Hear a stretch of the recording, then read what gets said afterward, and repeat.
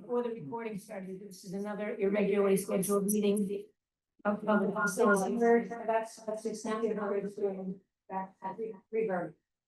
Did you turn it off? Yes. Present at the beginning of the meeting is Councilor Kelly from Ward 3, President Laredo from Ward 7. Councilor Leary, President Leary. From Ward person, there's so many of us. 1. Councilor Getz from Ward 5, and myself, Susan Albright from Ward 2. And I think that's, we have Councilor Malachi from Ward 3, is not a member of the committee, but happy to have you here. And I think that's all for councils at the moment. We have also Don Daglian from the C. Are you the associate city engineer? Do I have that right? It's your title, John. That's correct.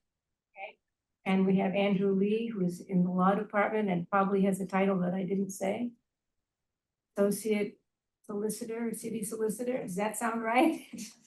Senior Assistant City Solicitor, Madam Chair. Okay, okay. What he said. And I think that's it for city staff. And our committee clerk was Lisa Pinelli.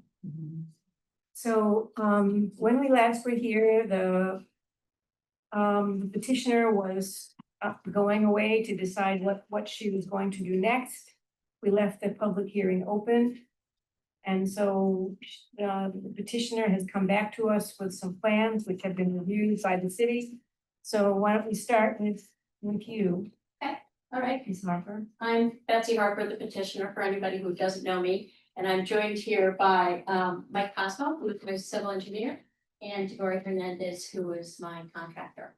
So I'm just gonna read a statement first before I go into the presentation.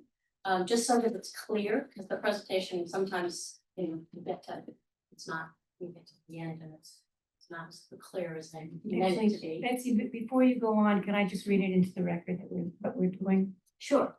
Sorry. So we are continuing to discuss item 5625. It's a request for a main drain extension at 132 Homer Street. Fair enough. Okay. So in response to the request that the council put to us last time, we've now undertaken analysis that is beyond the scope of what the original petition was for this main drain extension. And our results demonstrate that the approved subdivision can fully support 2 buildable lots, each compliant with the stormwater management requirements, including containment of a 100-year storm event and having no adverse effects on the abutting properties. Just a little process to meet this request. Our team conducted detailed stormwater modeling, typically reserved for final house design and building permit applications. You're not going to see all that modeling. It was in the agenda that was sent out. Very technical, very hard to understand for a non-engineer, at least for me. But we have PowerPoint that's going to demonstrate that we've created some illustrative house designs using the worst case scenario, the maximum FAR, so the most impermeable surfaces that you could have. And these are illustrative because typically you do the stormwater analysis and permit right when you apply for the building permit. But we did this in response to the request to make sure that the lots were in fact built. And that's why we use the worst case scenarios to make sure that would happen. So as Councilor Albright said, John Daglin has reviewed and affirmed the rigor of our calculations. Today we're going to summarize those core findings in a PowerPoint that we'll show in just a minute. I do want to mention that you did also receive a report from Cassie Engineering, who was hired, I guess, on behalf of the neighbors, who submitted a conflicting report. And some of those concerns have now already been addressed in our updated site plan that was distributed to you on Friday. But there's some things that were, I think, a bit of a flaw in the analysis. Some conclusions were based on misapplied standards using the Massachusetts Stormwater Management Handbook, which is not applicable to single family homes. Very explicitly states that up front. So instead, we look at the Newton ordinances, as their guidance of what we have to comply with. And then secondly, the report requests a lot of details on designs that really can't be done until the full building design is done. So those will definitely be done at the time when we apply for the building permit and the stormwater permit, but they simply cannot be modeled any further than we've been modeled so far. So at this point, we respectfully request that the council not pursue further continuances or additional. Instead, the facts that have been verified. And in John's words, those were that the 100-year stormwater is retained on site for both lots. The pooling on lot 3 is mitigated to protect the abutter at number 55 Chicken Road. And there are no adverse impacts for any other abutters. So we have, in conclusion, we've complied with the original petition for the extension of the stormwater drain. And now we have met the council's requirements to prove those 3 things that I just talked about. So we're gonna do a short PowerPoint presentation, and let me just go ahead and share my slide.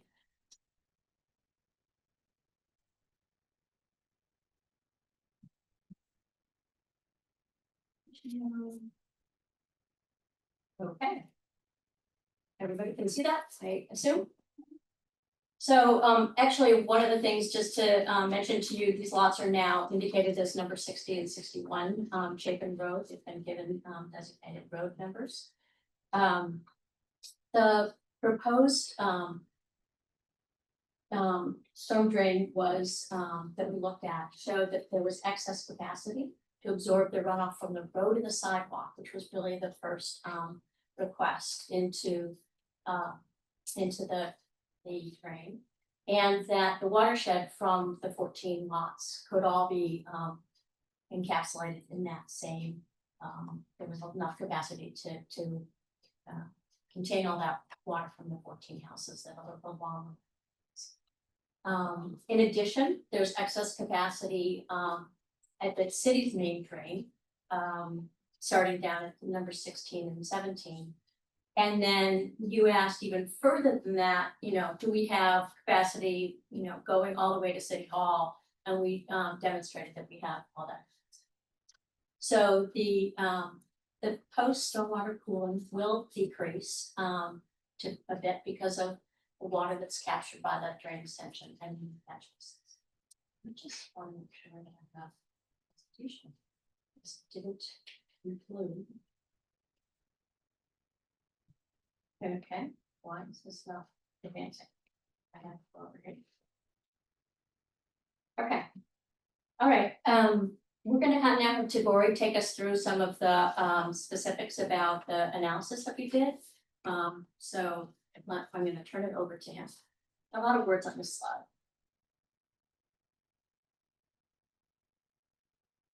Greetings. I'm Tibor Hernandez, Betsy Harper's general contractor. So the question that this slide is addressing is how is the 100-year drainage system managed? And it's a couple of different strategies. So there's some regrading that is being done to basically absorb more water and to create volume to put underwater or underground, storm systems into. So there's some people that still don't understand how storm systems work. Council members, I imagine you do, but to general audience, basically the rainwater is caught from the roof to the gutters. The gutters go down pipes that are then piped underground, then are sent to tanks that are called galleys that store and slowly release water back into the aquifer system. And it's done in an engineered way. It's specific to each site, specific to grading, specific to lot coverage, drainage capacity, specific to the soil conditions. So it's not a generic concept or a solution. It's a complicated engineering process that we'll go through.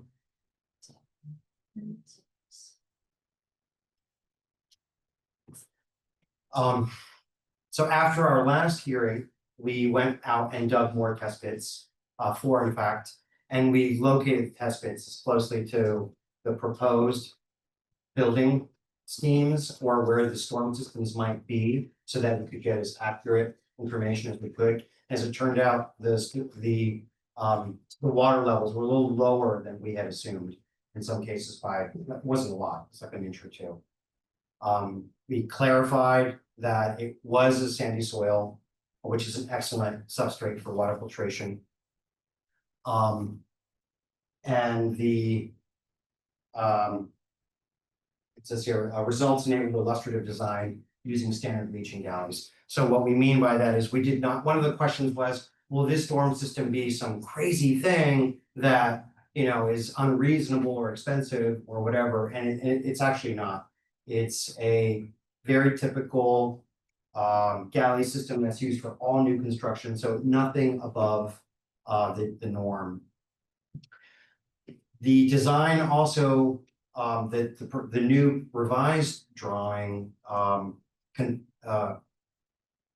confirms that there will be no overflow to abutting properties.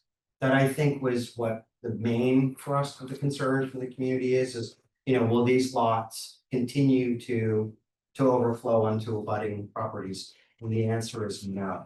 And that is based on a stringent 100-year storm analysis. So reiterate, there will not be any overflow to abutting properties. It's hard to see with this lighting, but the dark gray boxes are the illustrative footprints of prospective buildings maximizing FAR, so that we could in fact assume the worst case scenario as far as coverage and impervious area. The light gray areas are the extension of Chapin Road, is that middle bar, and the two wings are the proposed driveways. These schemes are really not materially different from what we have been proposing this whole time, but we had never fine-tuned the grading, designed the storm systems, or determined whether or not there was capacity. So the green rectangles on each of the lots, on lot 2, you'll see two little green fields. Those are the galleys. So those are 4x4 storm catchment systems. And lot 2 has more than lot 3, which for me was a real surprise. But that's because 132 is sending a lot of water downstream. So that site has to work a little harder to basically catch and store that water. Lot 3, on the other hand, has just a slightly smaller storm system. This is the wrong one, that's it. Yeah, Okay. excuse us one second. Um, Is it in email? I don't know what happened. I'm sorry. Shit. Okay. Oh, I have Karen. I'm sorry. Are you able to bring let's it go up? to email, so. And we'll just look at that one slide, that's it. No, we want to be continued. You want Lisa to bring it up? No, it's okay. Just hang on a second. Okay.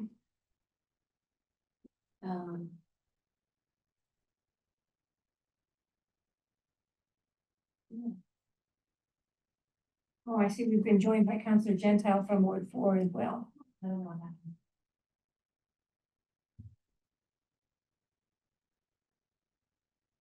Okay, let me just see. I don't know. We'll skip it. Same slide that we got in our packet, all the same slides, or did you have two? No, this was a new slide that we wanted to show. There was an irrigation system that contains, is able to contain this, the water. Maybe pass this around. Oh, that's in our packet. No, that is in your packet. Yeah, Okay, okay, great. Then I'll just describe it. Yeah. So. Okay. There, lot 3. Oh, there it is, excellent. So lot 3 has always been it's the low part of the site, has had a pooling region. So what we did was we concentrated that region to the lower right quadrant. And basically identified that it was going to be, during heavy rainstorms, there could be as much as 6 to 7 inches of rain. And in this particular case, what we're proposing is a rainwater harvesting system. So this is very simple, low tech, and it would be used for gray water or irrigation. So I think we estimated approximately 2,600 gallons of water that could flood on the surface there, that can't in fact roll uphill to the abutting property because it's about 1.5 feet down. And we would propose a rain harvesting system that would exceed the needs of that pooling field. Just to put it in the context, an 11,000 square foot lot, and by I don't mean lot, but grassy landscape area, consumes around 700 gallons of water per week. And that's just irrigating twice a week, so it's not a ton of water. Or it's a great deal of water, so we would need basically a 10-year storm event every single week to actually charge the system. So it's, more than sufficient.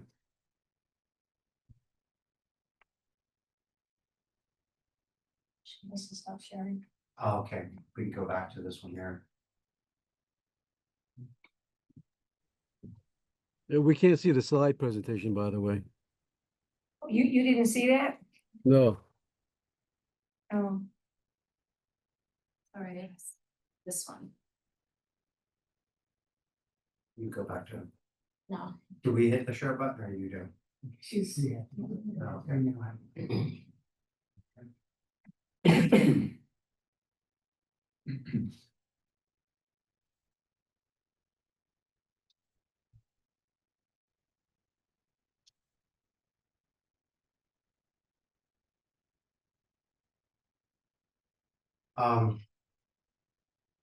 The driveway is being proposed as being using pervious pavers, which are allowed by the city of Newton. And what is that? I don't know. Oh, bricks.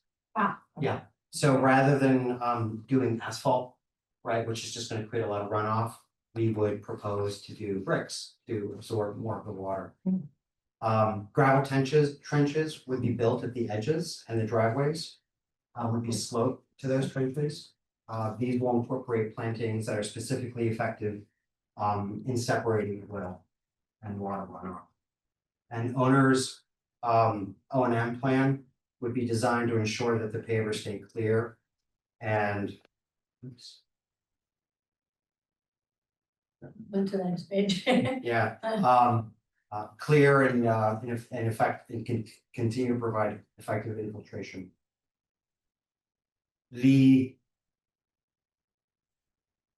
Since we've gotten into the analysis of the site, then we need to talk about plantings. Landscape changes to remove trees do not impact the stormwater management system on either lot. So there's going to be tree removal regardless of storm systems, in order for people to put buildings in logical locations based on setbacks. So per the Newton tree ordinance, any trees that are removed would be replaced with new trees. And we did work on finding solutions that did not remove any trees larger than 12-inch diameter, because there's 24, 35, even 48-inch diameter trees on this lot. So we worked to come up with schemes that did not remove any of the really old ones. So if you're, this is a bird's eye perspective of the site plan in existing conditions, and this is oriented with Chapin at the bottom of the slide. It's hard to see in this slide, but if you look at the very top left, you see this little red mark. That's a person, to give you a sense of scale and proportion. The orange dotted lines represent the lot the lot lines. I'm sorry, I can't see any of that. I know. Could you Maybe go up turn the and- lights Where? on. I'll point to this. Yeah, if you turn the lights down. Oh, there's the red This one. is and the red green. person. Ah, okay. Okay, Yeah. and so very minimal to Can the you whole show the thing. dotted lines that I don't think anyone can see that he's talking Sorry, about? these are the dotted lot lines. Okay, and then goes underneath here. So lot 2 is on the left, lot 3 is on the right. And the blue trees, or the trees that are shaded in blue, are the trees that need to be removed in order to allow for development. So this is irrespective of storm systems, just what anybody would probably do in order to get houses located here. So this is the site plan footprints shown in 3D. And the red lines around the trees show the replacement that would be needed in order to replace the trees. So on lot 2, there's about 3 trees. Right here, these guys. And then on lot 3, there's, I believe, 5 trees. Right, so then this would be a prospective scheme for what those changes might look like. And it would seem logical that putting them at perimeter to create buffer privacy would be, you know, the most straightforward solution. For the benefit of the community. But most importantly, all of these large old growth trees, particularly around the perimeter, have all been salvaged. You can see this little shaded area over here where my cursor is, where the land has been slightly added and modified. So lot Could you 2, hit the cursor again, I missed it. yeah. So on lot 2. There's just over 300 cubic yards of soil have been added. Lot 3 has over 500 cubic yards, and then the road itself, the road extension, is 240 cubic yards of soil brought in.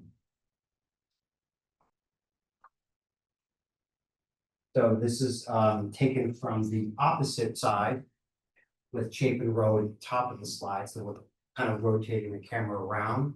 Here are these 5 trees on lot 3 and 3 trees on lot 2, respectively.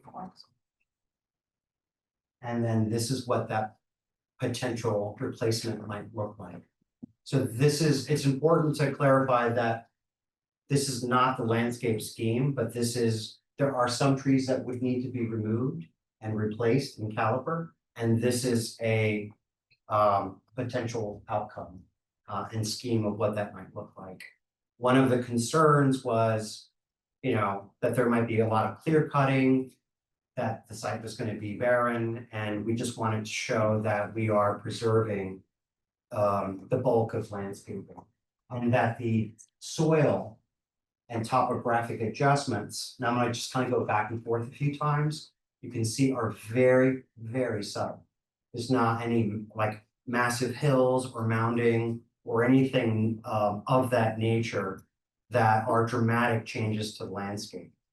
It's also important to note that if you look at the perimeter of the property from each slide, the perimeter never changes, right? Because we're not allowed to modify, let's go back to the original ones, we're not allowed to make any changes to abutting property so that we're not creating any runoff.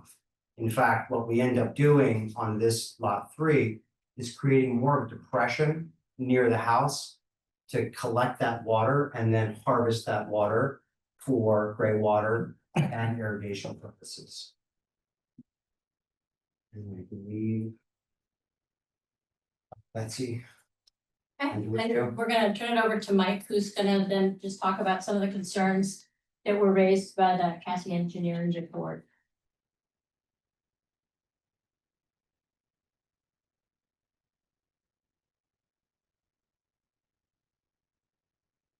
My name is Michael Cosmo from, excuse me, Everett Brooks Company. We're the civil engineers and land surveyors for the project. I just want to add a few things to this. There were some concerns raised by the consultant, Cheshire Consulting on the designs. I just want to note that there was discussion about meeting the Massachusetts stormwater standards. But the Massachusetts stormwater standards do not apply, shall not apply to single-family houses or developments of 4 or fewer lots. So we did not do the design based on the stormwater standards. For the state, they were designed fully in conformance with the city standards. I do want to mention that there is a note about the 8.27 inches of rate. That is the underlying soil. There's a sand, very permeable material. There may be a portion of one of the systems that does extend into a loam sand, which is the topsoil above it. And there is a note on the plan, a standard note, that all subsoil, all topsoil, any other suitable material will be removed in the area of the systems and within a certain distance away. And that's a standard note that's on all our plans, and that's typical. There was also a note that the plans did not comply with the City of Newton Stormwater Management Ordinance. They in fact do. They meet infiltration for the 210, 25, and 100-year storms for a major permit, which is in impervious area greater than 1,000 square feet. I did want to mention, the girl mentioned about the permeable paver driveway. It is a permeable paver driveway with drainage beneath it, but for the purposes of the ordinance, the driveway itself is considered impervious. So the impervious calculations include the driveway, but the fact that they're pavers allows for the stormwater to flow through to the system below, which is fully in conformance with the city ordinance. And we did address all the proposed flows from the houses and the driveways. There is no increase in any runoff to the proposed extension. All, again, 2, 10, 25, 100-year storms are all infiltrated, fully infiltrated on site. Design systems to meet all of the design standards of the city stormwater ordinance. And there is some minor additional surface flow that could be tributary to the proposed catch basins, but that is dependent on the final building permit plans when you have fully landscaped plans, fully configured houses, and any final grading. In conclusion, again, the 100-year storm event is, that these were designed, it shows up as one plan, one design, but they're submitted drainage calculations over each individual lot. So each lot by itself complies with the stormwater ordinance. And it does not create any overflow to abutting properties. There is an existing low area on site. It will remain a low area on site. It was designed so that there's actually a slight decrease in flow to that area. So there will be no overflow to the abutting properties. Any stormwater harvesting, rainwater harvesting is just over and above. It's designed to meet the ordinance even without that harvesting system. That's just to make things on site a little bit better. And again, there are several different options. And as we said, the systems can be revised at the final design. But these systems were designed based on the actual square footage of the houses shown on the plans. And they do all fully meet city stormwater ordinance. That's all we got. Thank Do you. we wanna share it, or do you need to go back to these slides? Let me just ask you one question to make sure I understand. So that you did not do the final design of the houses that are gonna be built. and the landscaping of the landscaping that's gonna be done. This is just sort of like, so worst case scenario idea. Illustrated to show that it can be done on site. Okay. Because there are no houses on it. There are no landscape plans, there are no buyers for the lots. So we don't know what will happen outside of the footprint of the house. Okay. Correct. And Mr. Daglian, do you want to say anything to us before we start talking about it? So just to reiterate, the three issues that we brought up from the last meeting that we wanted them to demonstrate to this committee and to the DPW, which they did through the analysis, was that with the development of the two lots within a maximum footprint, that they can contain and infiltrate the runoff for those two properties on site, which they did after they did additional test pits. And then the issue of localized flooding, on the lot 3 nearest number 55 Chapin Road. That was a concern that was brought up last time.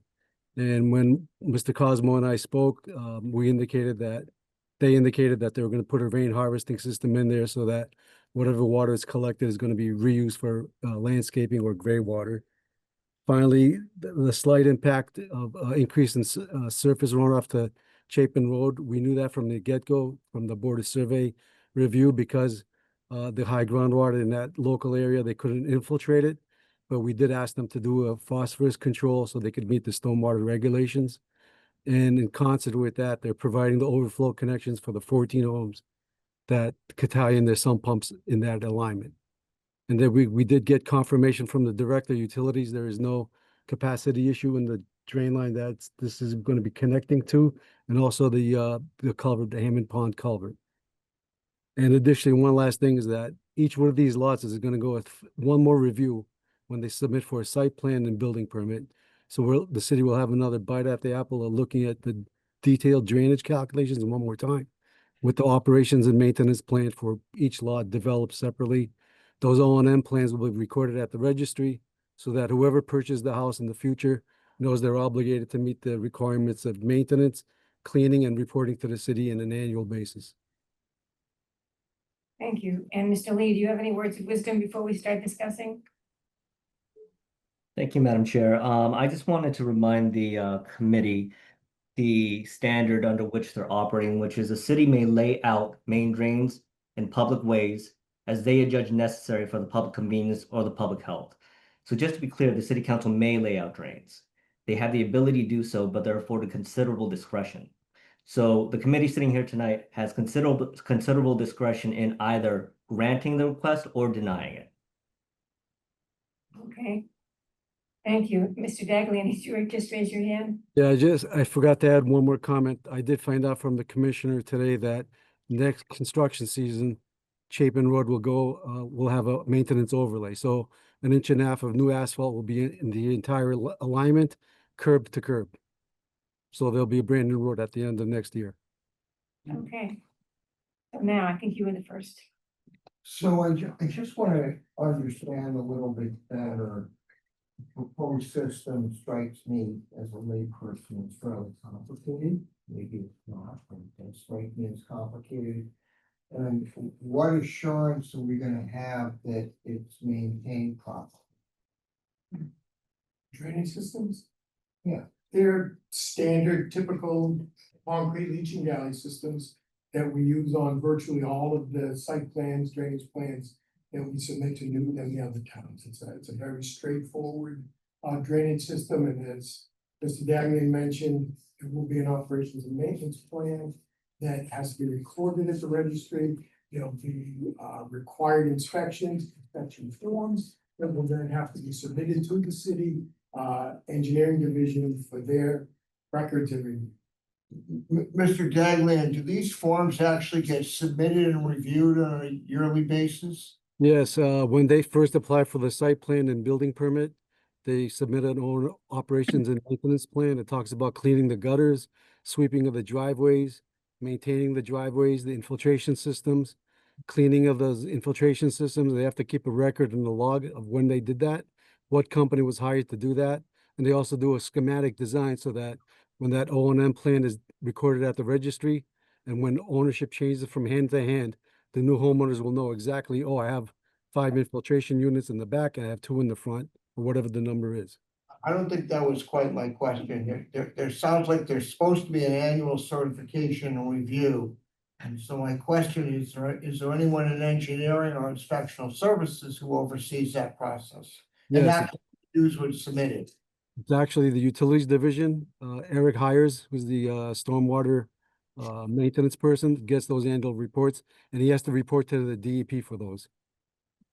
So, this is not for this petition, but if I were to go, we have multiple plans like this probably all over the city. If I was to go to inspectional services, I would see a record that it was submitted and reviewed every single year. Not inspectional services, but the utilities division, and more than likely it'll be in the Open Gov portal. And they report that annually to the DEP. I'll leave it at that. Counselor Mary? Thank you. I do have a few questions. I have to say, I spent a fair amount of time on this information. I was very impressed with the work that got done here. And, you know, all the engineering that you did, and actually it is a fairly simple process. You're just basically holding water. I love the way you're getting it off the roof and everything. I love the gray water plan, for irrigation, or you can use it for toilets, right? And, you know, you dealt with the topography and actually use it to your advantage to gather more water, with that, rain harvesting system. I also saw that the soil was sandy and as actually really good for infiltration. I wanted to ask, that silt fence just temporary that you have on the plan? Construction, it's required for construction, once construction is done, the silt fence goes away. Okay, that's what I thought. I know you're removing these trees, and when the time comes, I'd love to see the replacement species that you're using for there. And this minor thing, arborvitae, like the landscape strip, would that be an option to plant like bigger mature trees there rather than arborvitae? I don't know why, I don't know why, unless they're really needed for privacy. I saw that you were reducing phosphorus by 99.4%. I wanted to ask you, are you planning to max out the FAR with these two homes? We don't know. It'll depend on the developers, but that is often what a developer will do, yes. Okay, my question now is, in the end, after looking at everything and reading everything that being said in your presentation, I believe this will actually improve the flooding on the street. I think it'll solve the problem. But the one concern I have is that there's 14 homeowners on that street, and a number of them have to connect to the sump pumps. Is that right? They don't have to. They don't It's- have I mean, They don't have to, but it's, okay, you're right, they don't have to, but you're, part of the effectiveness of the plan would be to have them at their discretion to connect. And that way you wouldn't just be recycling the groundwater, the water coming in and then going back out. It's like a little. But it's not dependent on anybody connecting. That's what we've Okay, so identified. that's my question. I wanted to know that if say just a few or no people end up connecting to those sump pumps, you would still have an effective system that would work as intended here and actually improve any kind of ponding on the street. Is that correct? That's correct. Okay, and then what's sort of the incentive to get folks to connect to sump pumps?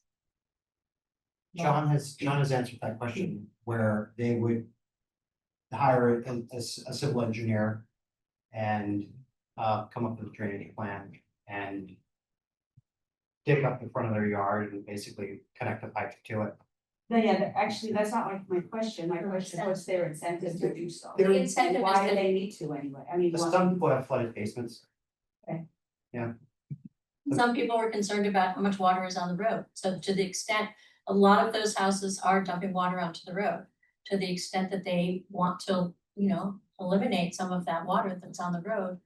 They will you're be talking doing it. about precipitation that lands on their own properties? Is that what Yes. You're talking about. Yes, Okay. that they would- Groundwater pumping the basement.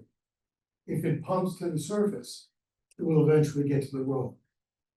But your property is not putting any additional. No. Water onto the road. You're keeping it all on site. So folks that have been struggling with wet basements with connecting to a sump pump might mitigate that. But would there be any improvement at all with the fact that you have the two drains? At the right where the drive, right outside your driveway, right, it can be two new city drains, right? Catch basins. Two catch basins were proposed within the subdivision. And that was because of the pitch of the road in the subdivision. Once you extend Chapin Road into that subdivision property, you have some pitch toward existing Chapin Road, which did not exist initially. And the catch basins are put at the low point of the road. So they intercept the runoff. There'll be no runoff from that road extension Okay, that will go into Chapin. so my question then, if you're improving that by capturing that runoff, will that mitigate damp or wet basements for people? The damp basements are either a function of high groundwater, poor foundations, or poor grading at the foundation, where perhaps the lot grades toward the foundation. Then you could get seepage, you could get water in the basement, primarily it comes from high groundwater. Okay, so we could still see the ponding on Chapin Road then, that we saw we were there on a rainy day. On a site visit. There are two additional catch basins that have been proposed. Okay. And generally, they're set at certain intervals, and we chose not to necessarily follow that standard rule. Because we were looking at where the water was actually ponding and placed them there, not on some generic 200-foot spacing, but like you look for evidence of where the ponding is taking place. You put them where they were most needed. Yeah, where they was the most- exactly. And we're gonna put granite curbing on those so that will help remove some of the debris that typically runs off the sides of the Right, lawn. right, that does help. onto- Will that go, how far down the street will the granite curbing go? It only goes towards where the catch basin is. Where's the catch basin? About 6 feet either side, and also at the two existing catch basins further down Chapin Road, you were proposed to add that granite curbing to those also.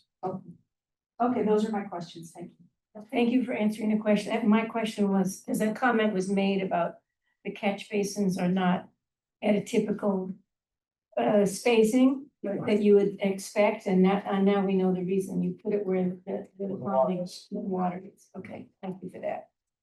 Counselor Kelly and then Counselor Getz. Thank you. I'll just follow up on that one. That wasn't gonna be my first question, but you're putting these new areas based on where the grading shows are low points. Was not at all haphazard. I'm just looking at the grading plan. You had said that you need to add grade to this site. Can you explain where that is being added and how much? Because adding grade is something that we're very sensitive to in the council, and how much, so can you talk about it maybe on this plan or whatever with a pointer for people who don't know how to read a grading plan very well? Could you just explain that? Maybe that's a Mike Cosmo question. We had 3-dimensional perspectives. Is that easier for you, or do you want the site plan instead? I'm not talking about it's easier for me. It's understandable. I think the site people plan- To explain when you said in writing that you were going to add grade. So I'd like to understand where, We're putting in fill, is that what you mean? putting into, yeah, where that's gonna be and how much that's gonna be. Can I just, before we, good question, but this is for a site plan that doesn't really exist. This is for this made up worst case Well, scenario. they're just trying to explain why Yes. the drainage and grading works. It will work almost no matter what happens. Okay, next. So good. I'm trying to understand that better. I've got a Yeah. couple of questions. That's one of them. That wasn't what I was gonna start with, but I just thought I'd follow up where speaker ended. Basically, as you can see, lots 2 and 3, the systems in front of each house. In order to meet the stormwater ordinance requirement of being 2 feet above the groundwater table, we do have to raise the grade primarily in that area, basically between the 2 houses. And there is a grade change there. Can you just use your pointer or something to show us what you're talking about on that map? I'm looking at this one, which is the same thing you're looking at. Is that, are you saying? Just walk up to that. You walk up? Sure. Yeah. And then people And then use understand. your words so the people on the screen can also, because they won't see you pointing. I know. Correct. I'm looking at the grade lines and I think I understand it, but I'm not sure it's clear to everyone. Yes. Sure, it's these two systems that I was referring to. You can see the two houses. And in order to get above the groundwater table, you can see that all of the contour lines there's fill basically in this area here. And about how much would you say that is? Probably, we did not do full cut and fill calculations since they're not required for the site plans. I would say. We actually do, so. Maybe You showed it. I'm looking at the contour numbers. 20 feet. It varies, it's, I'm and some points it looking is- at how much fill we're talking about. Yeah, why don't you just answer the question? I didn't memorize the number, I'm sorry. It's, so it's 300, so this one is getting 300 yards? Which is how many inches or feet It of fill? depends, it varies, it could be in some spots, in this area here, it's about 5 feet. I was gonna say, it looks to me, I'm a Yes, landscape architect. Yes, but it does Looks like about vary, 5 but feet. it is about 5 feet at the high point, yes. That's good to know, and just be clear about that. That is a lot of grade change on a site, and I understand why you're doing it. I just wanted to be clear that that's what you're doing. Another question I have, we were talking, I think two of you mentioned how taking away trees does not affect the stormwater management system. And there's now been a little discrepancy, I think, between whether 8 or 9 trees are gonna be removed. As I look at the chart you presented, outlined in red, it looks to me like 9. 4 on lot 2 and 5 on lot 3, am I right or wrong about that? It's 3 and 5. Okay. Yeah, there's one mislabeled one, and because Mike Cosmo had one listed as removed, but it doesn't. So not 5 on lot 3, 5 on lot 3, that is correct, 5 on lot 3 and 3 on lot 2. and They're 3. thereabouts. Okay, just want us to be clear. So as I'm looking at the original plan here, has any site work been done yet? Anything? No earthwork, no tree removal, nothing has happened on the site. But we have removed one tree, I mean. One tree. Well, I'm asking them that question Okay. first. So they're saying, no, they have not removed a tree yet, correct? You have not removed any trees or done any earthwork yet. No site work has happened on the site. We've done test pits, yes. Test pits. has been tree removed. In front of the Well, house. there was a, Oh, there was a tree that had some sort of structural problem that has fallen off. And so there was some log cutting just to make sure that that was secure. I actually don't know how that was done because that was a surprise to me. But we do have a tree permit to remove that tree. So that tree will eventually be. You have not removed the tree, because as I look at this plan, it looks to me like right on your entry drive, there was or is on the existing plan a 14-inch tree that's no longer shown, nor is it mentioned as one that was removed. So I'm wondering what happened to that tree. Mike? Is it on the proposed one? Well, here, it's right here, Okay. right in the middle of the driveway. That's why I'm asking, has anything been done yet? Do you have a permit to do that? Why was that tree removed? Maybe this is just an error on your Brooks, I presume, did the existing.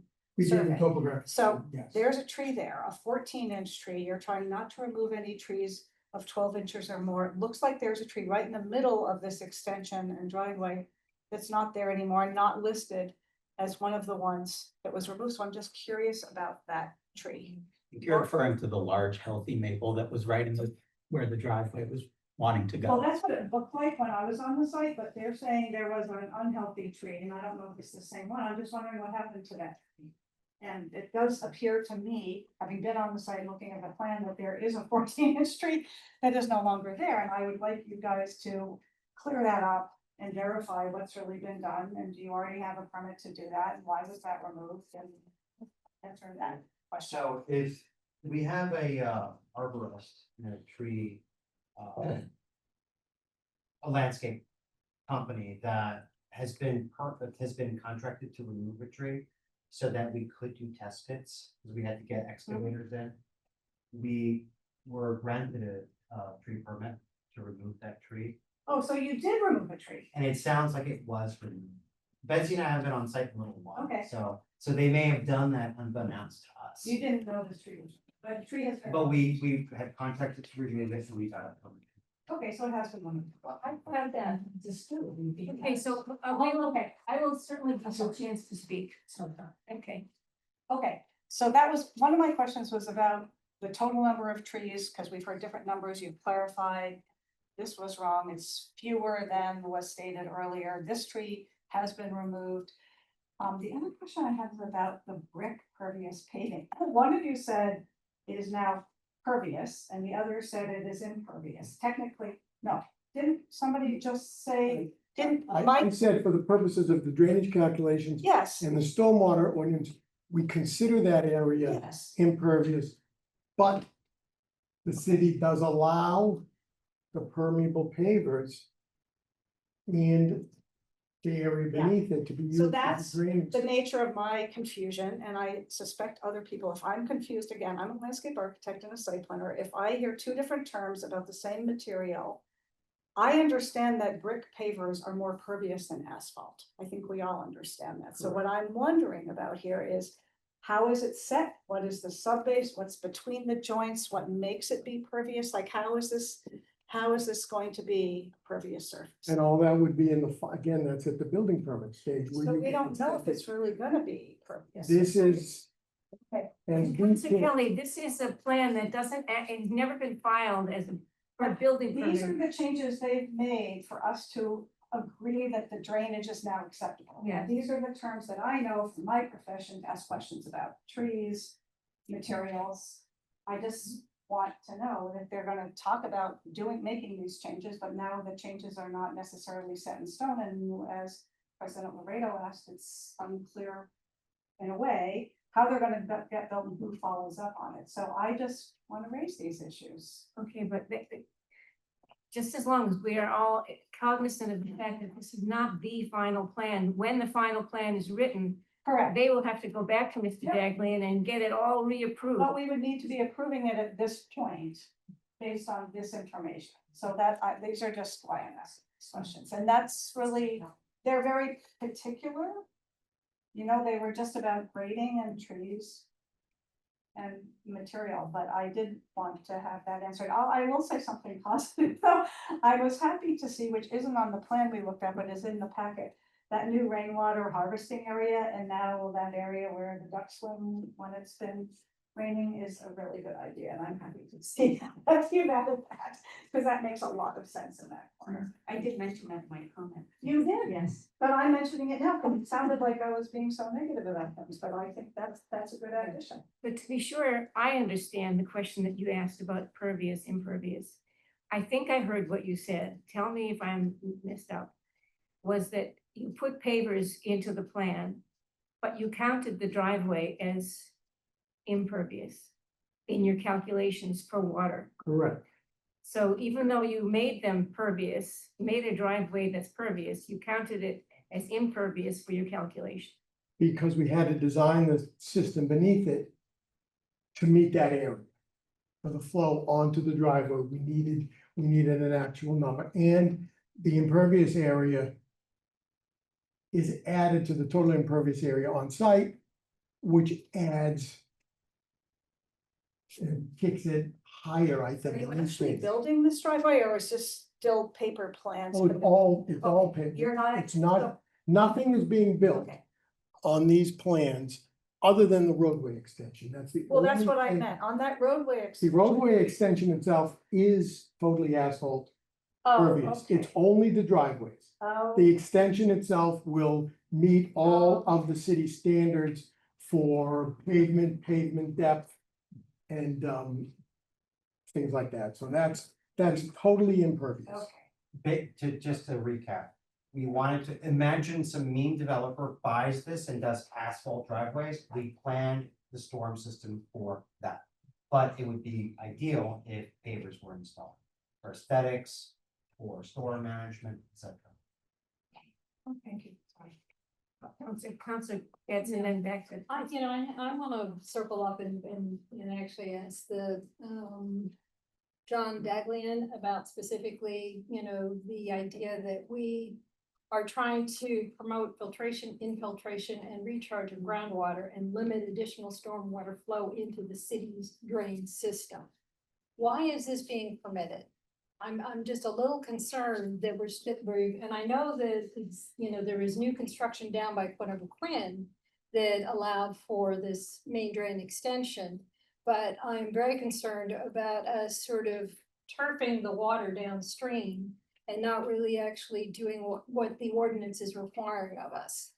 So I kind of want to hear your sort of interpretation of this and how it conflicts.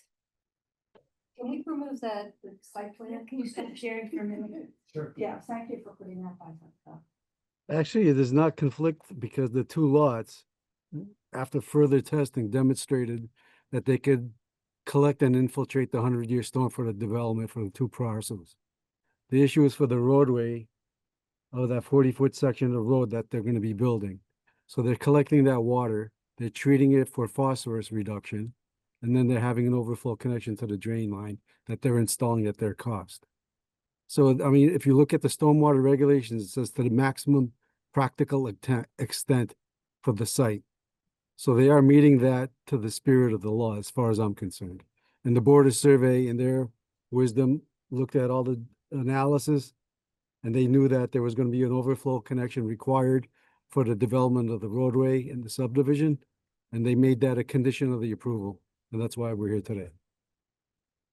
Okay, I'm a little concerned about where we're going with this, in terms of, in the eventual, there are going to be 2 dwelling units on this lot. So when does it start conflicting with the rules and regs? Well, like I said, the two lots individually collect and infiltrate to the 100-year storm event in accordance with the city ordinances. The road can't do that because it's got a high water table in that area.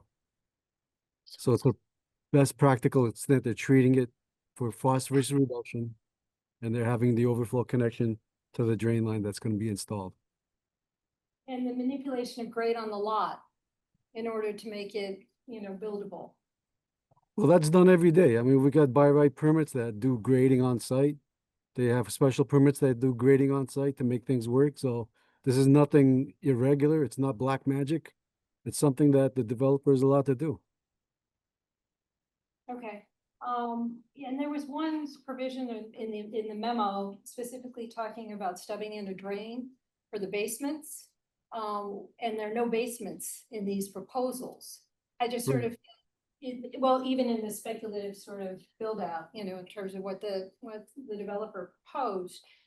Just to give a sense of like what the amount of water that will be generated into the system. But I'm concerned about why is that even a provision at this stage? I don't think it's necessary, and I do not think that we should be, I really sort of believe that we're not thinking through the process and we're sort of taking it in little pieces with not accepting the full eventuality of what this build will be. So I don't like how we're in this, sort of segmented frame.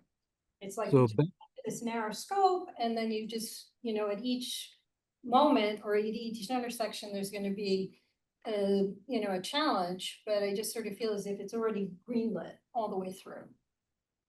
Not at all. Back when the Board of Survey reviewed this plan, and at our recommendation, they had put overflow connections for lots 2 and 3 without knowing what size house lot's going to be there, what size infiltration system, because at that time there was not detailed information available. Those 2 stubs that are being put onto the property, if they decide not to have any basements, fine, there's no issue about having sump pumps connected or required overflows. Okay, I'm with you, Council Larry. I actually feel as if we need to be thinking a lot more holistically about our stormwater, and just simply flushing it downstream is not the solution. It's not flushing it down the stream. It was a fail-safe system because we were still going to make them require on-site infiltration for those lots, which is the purview of the building permit and the site plan review and the stormwater permit. to be honest with you, I don't think this committee has that jurisdiction to look at individual lots and approve drainage systems. I think the whole premise is the drain main extension. They met the rules of the requirements, and every question that we asked about, is there any impact on the properties, surrounding properties? Is there any impact downstream? Is there a capacity issue? Each one of those were addressed. Not in my mind.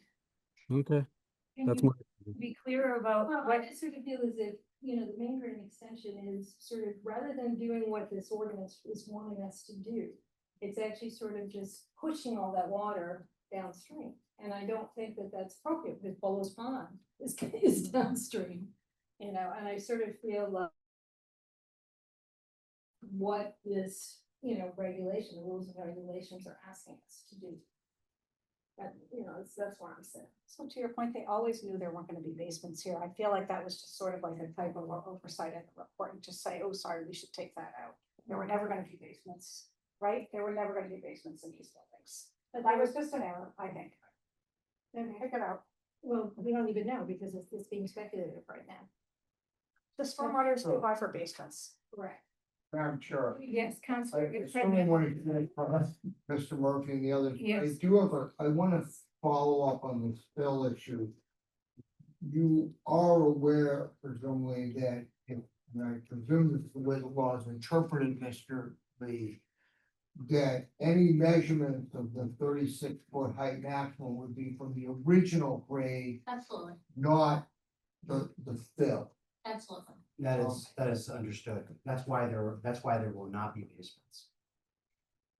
Right, because, you know, to get the building down below the water. But the final, No, House your, is nice. your calculation of the 36 feet, regardless of whether you have basement or not, is based on the original grade, the original grade. yes. Alright.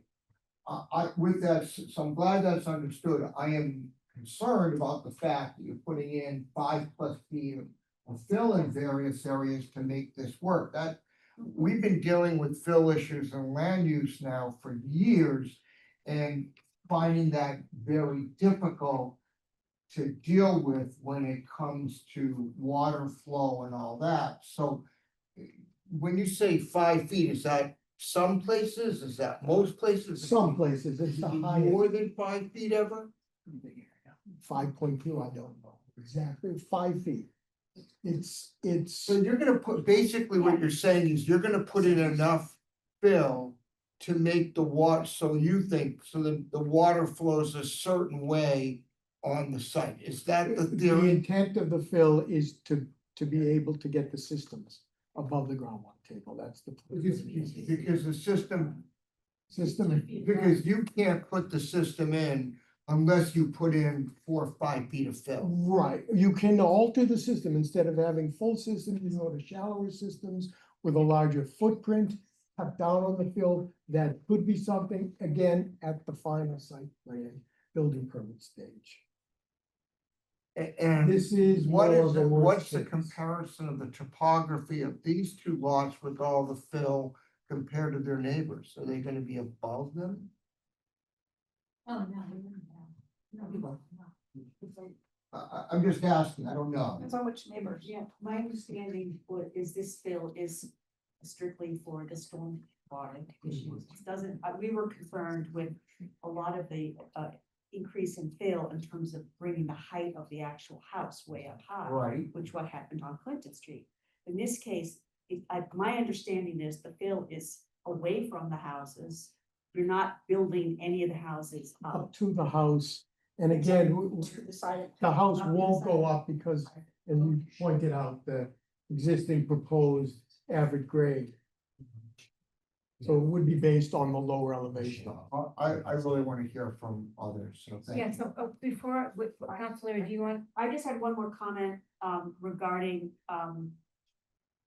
the stormwater issues that you brought up and taking them a holistic approach, which I completely agree on. I think that means we go back to our stormwater ordinance and we look at that holistically. In this particular case, they're keeping a lot of stormwater on site. It's much better than any other house. If you look at any of the other houses, they're not even close to this. the amount of work that's going into the water on site here is dramatic. I can't think of other houses that are, well, some of the newer others might be there, but. I don't think we can deliberate, but there are issues, I have issues, just don't. But I agree with you, we should look at the stormwater holistically, but I think that will be a whole nother. That's all I will say about. Okay, so why don't we hear from the public? And who, do you have a scenario for who's gonna speak when, or? Yes, Madam Chair, if I could go first, and then we have Mr. Cheshire, Just- the engineer, and maybe some other folks wanna talk about their particular situations. Just identify yourself for the record. Happy to, good evening, everyone. Dennis Murphy on behalf of the neighbors. I came into this room at 9:30 this morning for an HAC hearing on our matter here in Newton, 41 Washington. So Seen a lot of you, Dennis. I'm hearing a lot of the same issues now, almost, 11 hours later. And first of all, I appreciate that we're back with additional information that I'm glad we didn't approve this the last time. Because I will commend the applicant that we have new test pits, some new calculations, and it is a step in the right direction. I'm the lawyer. Let me talk about the regulations and why I don't believe you have enough information yet to approve this. Cheshire will talk about the engineer. So first of all, your own stormwater ordinance and regulations specifically incorporate the state stormwater standards and handbook. And I've got it, it's in Cheshire's letter, but it's also within your own regulations. Page 6, when it talks about major stormwater permits, by the way, the threshold is anything over 1,000 square feet of new impervious coverage triggers this. The little road alone triggers that, the houses together with the road are 10,000 square feet. So there's no question that this is a major stormwater permit, 10 times over. So those regulations say, page 6, section C2. Projects shall comply with the stormwater standards of the most recent version of Massachusetts Stormwater Handbook. It goes on to talk about where an inconsistency exists between the handbook and these regulations, the stricter shall apply. So the engineers are right that ordinarily, if you're just under stormwater handbook, single-family homes are generally exempt. In this situation, you have an ordinance, and that ordinance adopts regulations that specifically say otherwise and make it clear that the stricter ones apply.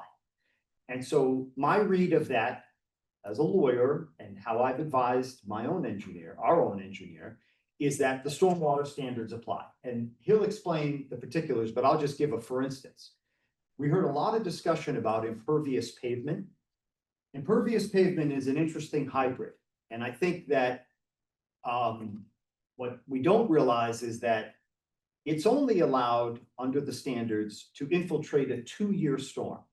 And here, Mr. Cosmo is using it to infiltrate the 2, 10, and 25-year storm. And if you actually back out the pavers, it doesn't actually work. Let Cheshire talk about that. But that's an instance in which the stormwater standards are applicable through your local rules and regulations.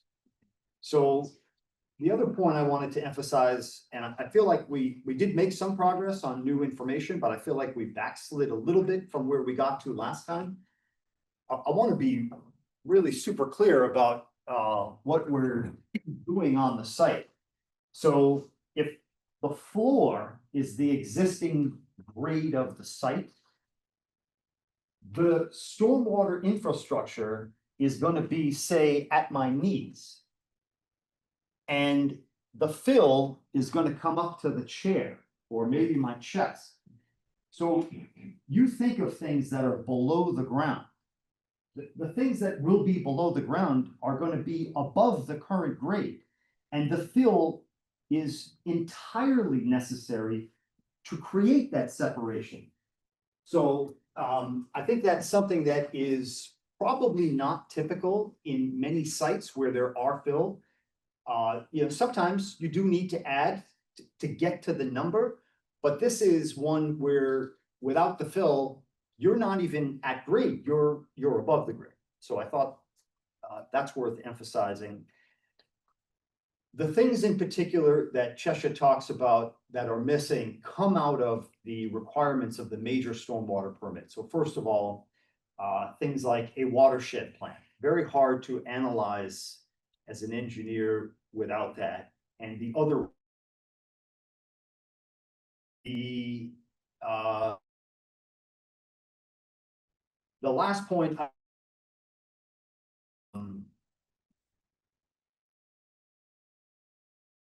that have been submitted are based on the applicant seeking approval of the drain extension. And I realize that they've done some additional work. I hope they would concede that they haven't actually done the work necessary to get a major stormwater permit. And what I understand is they're avoiding that because of the expense, because they're not actually going to do that work. And what I would suggest to the committee is engineering is about solvable problems. And this is potentially a solvable problem. And if it is, please make them solve it before you approve that extension. It's as simple as that. If it can be solved, great. And we'll know that if they do submit the materials for a major stormwater permit and they're evaluated and they show all the things that the engineers require. So with that, I think Cheshire is probably going to be much more technical and able to answer questions that you might have about the stormwater. Susan, are we allowed to respond to that? Yeah, I think we need to clarify before we go forward about this issue of the Massachusetts stormwater regulations and do they or don't they apply? Mr. Daglin, could you help us? We think Mr. Lee's the right person here. Mr. Lee? We're talking about a statute, we're talking about, what I'm hearing Mr. Murphy say is notwithstanding that the handbook says that, our ordinances say that you apply the stricter standard. That's what I'm hearing you say, is that right? Yes, Councilor Laredo, your own ordinance and rules that I cited incorporate the handbook Understood. without exception for single family. So they would apply, so Mr. Lee, I'm sorry. Go ahead, it's your committee, but I would ask Mr. Lee to advise us. Mr. that Lee not- may or may not have the answer to this, but we can ask Mr. Lee because he doesn't deal with stormwater that often. Mr. Lee, do you know the answer to that? Thank you, Madam Chair. So just for clarification, what is cited by Attorney Murphy, it's in the rules and regulations. And what it states is that the Massachusetts standards do apply to major stormwater permits. And then it says if there's an inconsistency between the rules and regulations and the Massachusetts handbook, then the stricter will apply. I defer to our associate engineer here, but my understanding is that there's nothing in the regulations that is inconsistent with the handbook. The handbook, I believe it's the handbook that states that single family homes are exempt from the requirements. So again, there's no inconsistency here. So I don't see how a higher standard can be applied. Again, I'll defer to the associate engineer and let him chime in. Mr. Daglin, I don't do read you want to that add at all. anything to that? Yeah, I agree with Mr. Lee. I mean, our standards are much more stringent than Mass DEP's. But one thing for clarification, the two lots will go major stormwater permits when they go for the building plan and the site plan review. The road is under 1,000 square feet, so that in itself is underneath the threshold of a major stormwater permit. Say that again, please. Could I ask, you mind? I'd like to, Mr. Attorney Lee, can I follow up with your analysis a little bit, please? We have a handbook. The handbook provides in certain language that only applies in certain circumstances. Our city ordinance says, notwithstanding that, you apply the stricter standard. Why wouldn't the city ordinance in that situation essentially supersede the handbook requirement? I believe the reference to the handbook and the idea of if there's an inconsistency, that the stricter standard applies, that's in the rules and regulations. I don't believe it's in the ordinance itself. The rules and regulations are what reference the Massachusetts handbook. So my point that I'm trying to make is that only applies if there's an inconsistency. There is no inconsistency because nothing inside the the city ordinance or the rules and regulations say that the handbook applies to single family homes. If you can't point out the inconsistency, then you don't go to the next step of what the stricter standard is. I'd wanna look at the exact language a little more carefully, but thank you. The Google machine says specifically projects involving single-family houses are exempt, as are those with 4 or fewer lots of detached single-family dwellings, provided there are no stormwater discharges impacting a critical area. Chair Albright, where's that from? It's from Mass.gov, stormwater management No, but standards. I think the point is that our city ordinance, it would supersede that. I don't think the Massachusetts stormwater guidelines would, they say no. That's not what Attorney Murphy is saying. What Attorney I Murphy, understand what Attorney Murphy's saying. I'm telling you what Mass.gov says. So, I mean, Attorney Murphy may know more than Mass.gov knows. Madam Chair, may I just read this section of the rules and regulations again? I do not believe that language regarding inconsistencies in the ordinance itself. It's in the rules and regulations that are promulgated by DPW in order to facilitate the workings of the ordinance. And I can read that section of the rules and regulations if it would be helpful for the committee. You have it in front of you to read? I can. Yeah. could you share your screen so you can actually I look? can.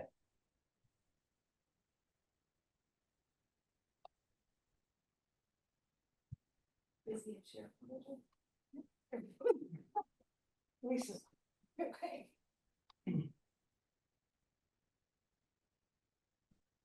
Can you see that? Nothing.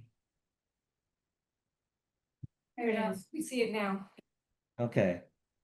So I believe it's this section Sorry. right here. This isn't, again, the rules and regulations. This is not the ordinance.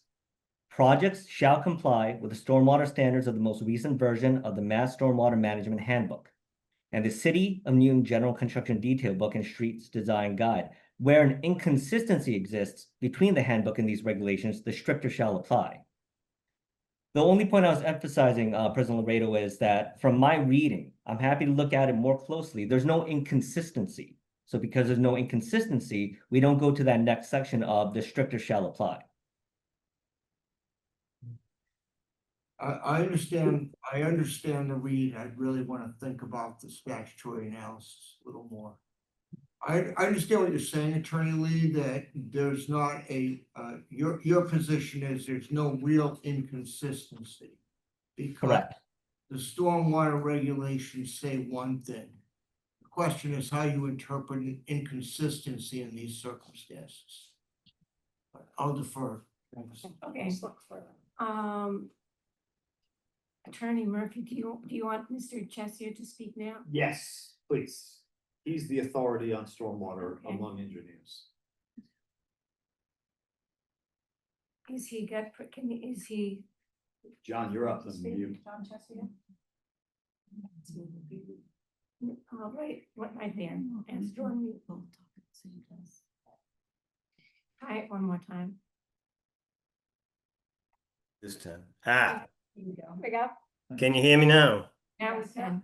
Okay, well, I'm not sure we've settled the whole applicability of the regulations of the city, but it seems if you have a threshold of a certain amount of impervious that's much, much lower than what a typical single family house might be, then that's why I would assume that the handbook requirements do apply. Anyway, I'm not sure, that's probably something that, legal matters have to solve that, but it would seem logical that when you have a threshold lower than the handbook, that you use the handbook as the method for doing your analysis, doing your designs, and for your assumptions when you do your designs. I think one of the first sort of troubling things about this is that the site's not suitable for infiltration for the road. However, Lot 3 itself is a large low area that is being used for a very high rate of infiltration for the lot development. And the invert of the pipe is actually above the elevation of they're proposing to have the low area within the lot. Anyway, that seems a little inconsistent to me. The other thing is, and it was brought up by some of the committee members, is there is no reason to have sump pump connections to these lots, because there should never be basements, there should never be sump pumps, and there should never be any need to tie into the system. The only reason for the extension is for the roadway, and that, if that's allowed, that's up to you, your purview.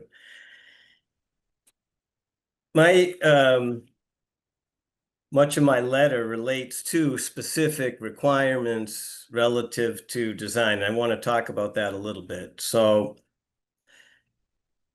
we all know lot 3 is a low point. It's an existing low point. All the water from the surrounding area, I believe their surrounding area that they analyzed was about 4 acres existing, and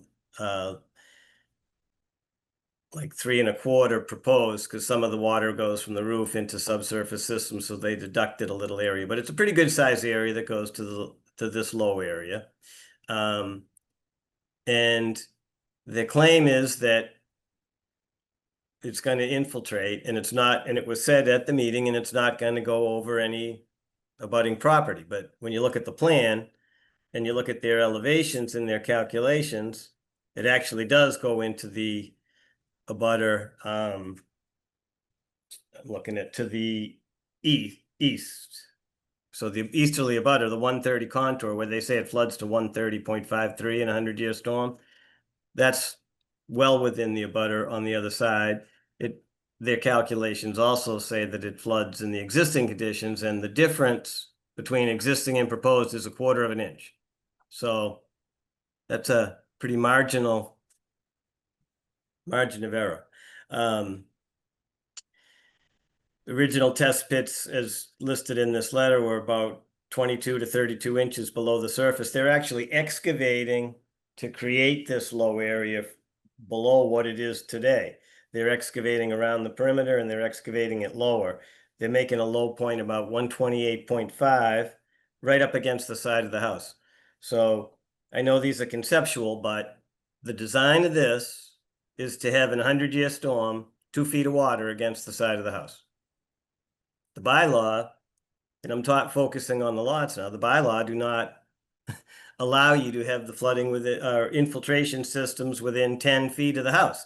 There is no house there, so this system today, as it exists, isn't an issue. When you put a house in it and then you make it an infiltration system, that's a whole different matter. That's the concept, and that's the premise. I don't believe that's a very reasonable premise to use. Their calculations would indicate that there's less than 2 feet of groundwater separation. That is sort of a given in the DEP handbook, and it's sort of standard that you have to have at least 2 feet. And if you are doing a infiltration system, you would actually have more than 4 feet if you're using it for rate control, which is what they're doing here. And then you do a mounding to find out the impacts surrounding, because groundwater, if you concentrate it, it rises. And the rise of that groundwater can impact abutting properties. As the other owners know, and as the roadway design proposes, it seems like everybody up and down Chapin Road has water in their basement now. And I know it's from a drainage perspective, we want to infiltrate it. It keeps the rivers flowing and everything else. But you got to be careful how much and where.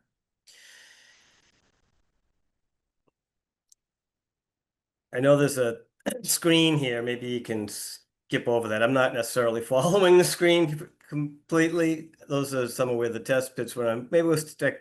I want to get to the next issue. I want to talk about some of the statements that were made and how the proposed pervious pavement actually is designed to work, how it's proposed on the plans, etc. So it's clear. It is assumed as an impervious surface for the purposes of calculating how much runoff the driveway itself generates. It is assumed that every drop of water that falls on the driveway goes between the cracks into the rocks below. The model in the calculations that was presented assumes that there's a stone reservoir that's flat. And water goes through the cracks in the brick pavers to the stone reservoir below, is stored and infiltrates into the ground. The driveways are at a 10% slope. It's not flat. Stone's not flat. None of it's flat. 10% slope is way too steep for pervious pavers. It isn't going to work. The water's going to run down. There's a trench on the side. Same thing. That's 10% slope too. All goes right into the road. You can use pervious pavers in certain conditions, but the way this is modeled is not consistent with anything to do with the DEP handbook or even standard designs for a pervious paver. It's way too steep. It's not flat underneath. Water's going to follow what's underneath and go right towards the road. It's too close to the road. It's too close to the foundation. If water does, actually the foundation doesn't matter because it's all going to pitch away. But at the road, what you're doing is putting all this water right in to the ground right against the road. You can ask your town engineer if it's a good idea to infiltrate water right up against the road. I would expect that in places with high water tables, they'd prefer to have a subdrain draining the water away. It's not a good design to have that type of a situation. So essentially, and I'm not going to go through every list of the handbook of where it doesn't comply for infiltration. I mean, there's setbacks, there's if you have again, we talked about, they're actually proposing to create a forest that is modeled as a condition of a forest that has fully developed trees. You walk through it, it's got leaf litter, organic matter, all that stuff. You can't just create that. And that's only in there to make that 1/4 of an inch work. You take that out, I don't believe that the proposed condition 1/4 of an inch flooding in the 100-year storm would work anymore. You can't use that type of analysis. There's other wooded areas off-site. They're just called 1/3 of an acre lots, existing case, 1/3 of an acre lots. Then all of a sudden it's like, but we're going to put woods here and now it's going to work. That's not acceptable way to do a design. I think, you know, you can go through, and I have cited reference to every one of these. Obviously, one of the big issues is how it applies relative to your bylaw. And again, like I said, if your bylaw has it for a certain amount of impervious and then references the standards, that seems to me how the designs should be implemented, is in accordance with these standards. But I think one of the bigger things to look at is you're going to have a house in the water. Lot 3. That's their design. They're going to have the first floor on the plan is elevation 137. That's the first floor. Ground floor, I mean, the ground out there now is lower than 130. So it's 7 feet from what's there now to the first floor with no basement. Yet the grade on the outside is 129.5. So you're going to have just a concrete wall just sitting there, or with no basement under it. Really? Does that make any sense? Something doesn't quite make any logical sense with this plan. Thank you. Thank you very much.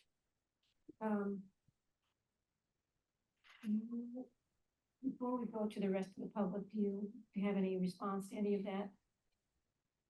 Well, again. Going back to the reference to the stormwater standards. And the city says. Stormwater standards apply, the stormwater standards specifically say they don't apply to single family dwellings. We've never designed. As I said, in the city of Newton, any other towns, projects like this that meet the stormwater, the mass stormwater standards, because they don't apply. So I don't think it matters which one's more stringent than the other. If it doesn't apply, then you would design based on the ordinance.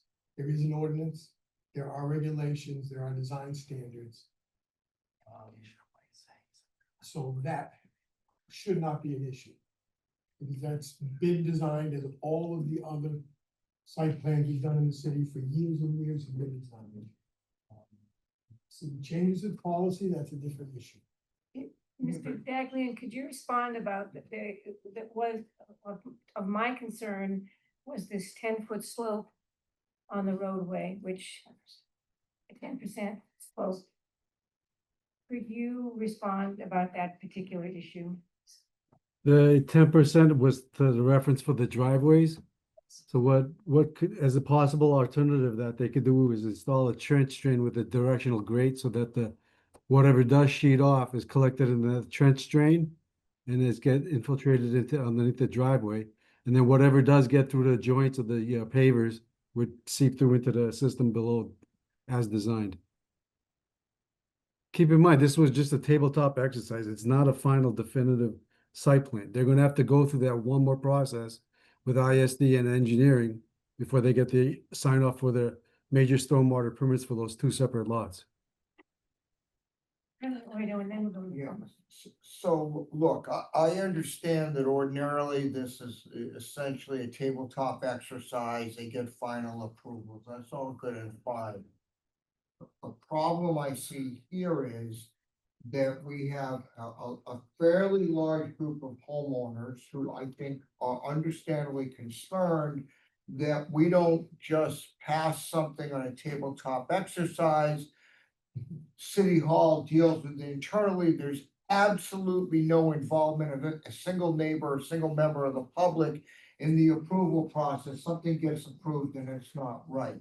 That's what's different than ordinarily what we do in, land use all the time when we say, sure, we'll approve it and you gotta submit some plans that meet your approval because there really isn't that type of issue.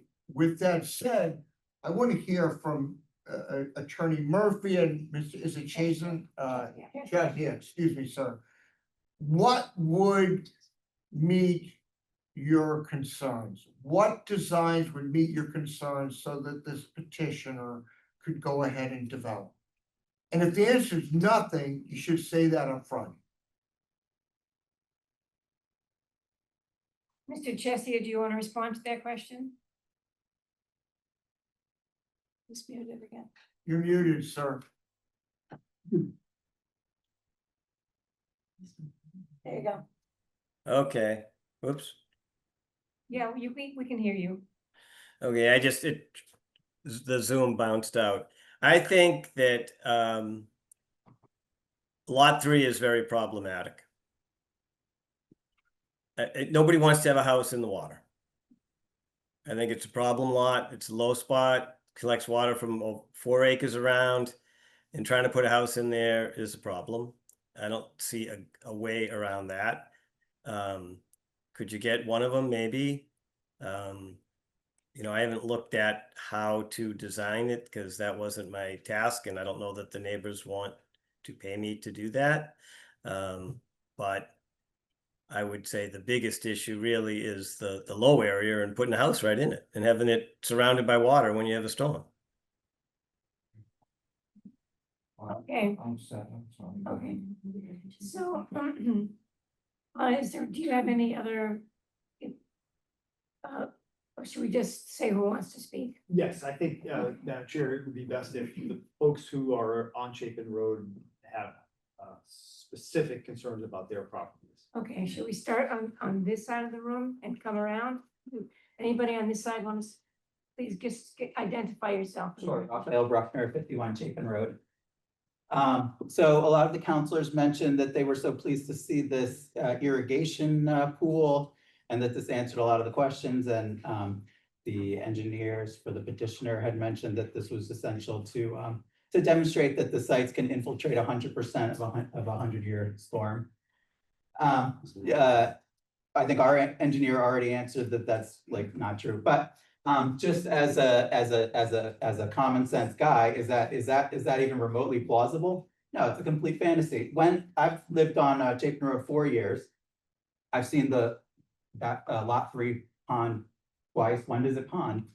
Late winter, early spring, when there's, you know, significant storms, frozen ground, freeze thaw. Now, who irrigates in fall, winter, and early spring? I certainly don't. So to me, like the idea that there's this massive underground unfillable chamber that would absorb a 100-year storm in late winter, simply, you know, fantasy. That's going to be full by the time there's an actual like significant rainfall event or rain on snow. You know, the ponding that occurs there now is widespread across that whole, you know, lot 3. Now they're saying they're going to concentrate it into this little patch right next to 55 Chapin Road, but don't worry, it's not going to spill over. That's just simply not plausible. So, you know, I think you can take that, you know, as a engineering gimmick and not, you know, think about that a little more critically. Thank you. Would you like to Well, speak? we are 55 Chapin Road.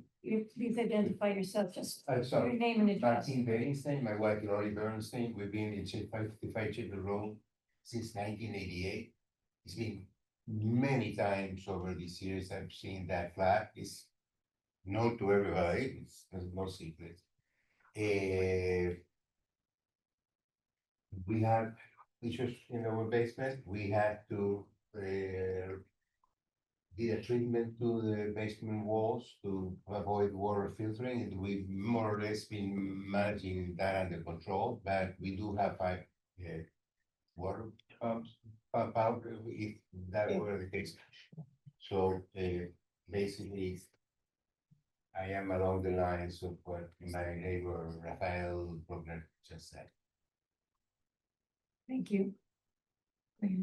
Hi, my name is Aviel Muslino. My wife Naomi, we live on 24 Chapin Road. And we've been at Chapin Road since December 30th, 1988. And water has been a pain point throughout our long residence on Chapin Road. Basements are frequently being flooded, and I think everybody here, we share kind of a experience. We all would attest to that. And our backyards, at least 2 or 3 times a year, becomes kind of a little ponds. So it's a pain point. So it's kind of a mind-boggling that we want to add more water to already flooded area. Now, I understand that there are some engineering gymnastic in the numbers that trying to kind of make it palpable, but from what I hear, from what I think is our relatively independent engineer, I doubt that that's gonna solve that. The problem is gonna get better. If anything, maybe it's gonna be the same, or maybe it's gonna get worse, and there is a good chance that it's gonna get much worse. So again, I would urge the member of the committee to, we are resident of Newton, we are taxpayer, to kind of please feel our pain and kind of factor it in your decision. It was on this side, so we'll come around this way. You'd like to speak?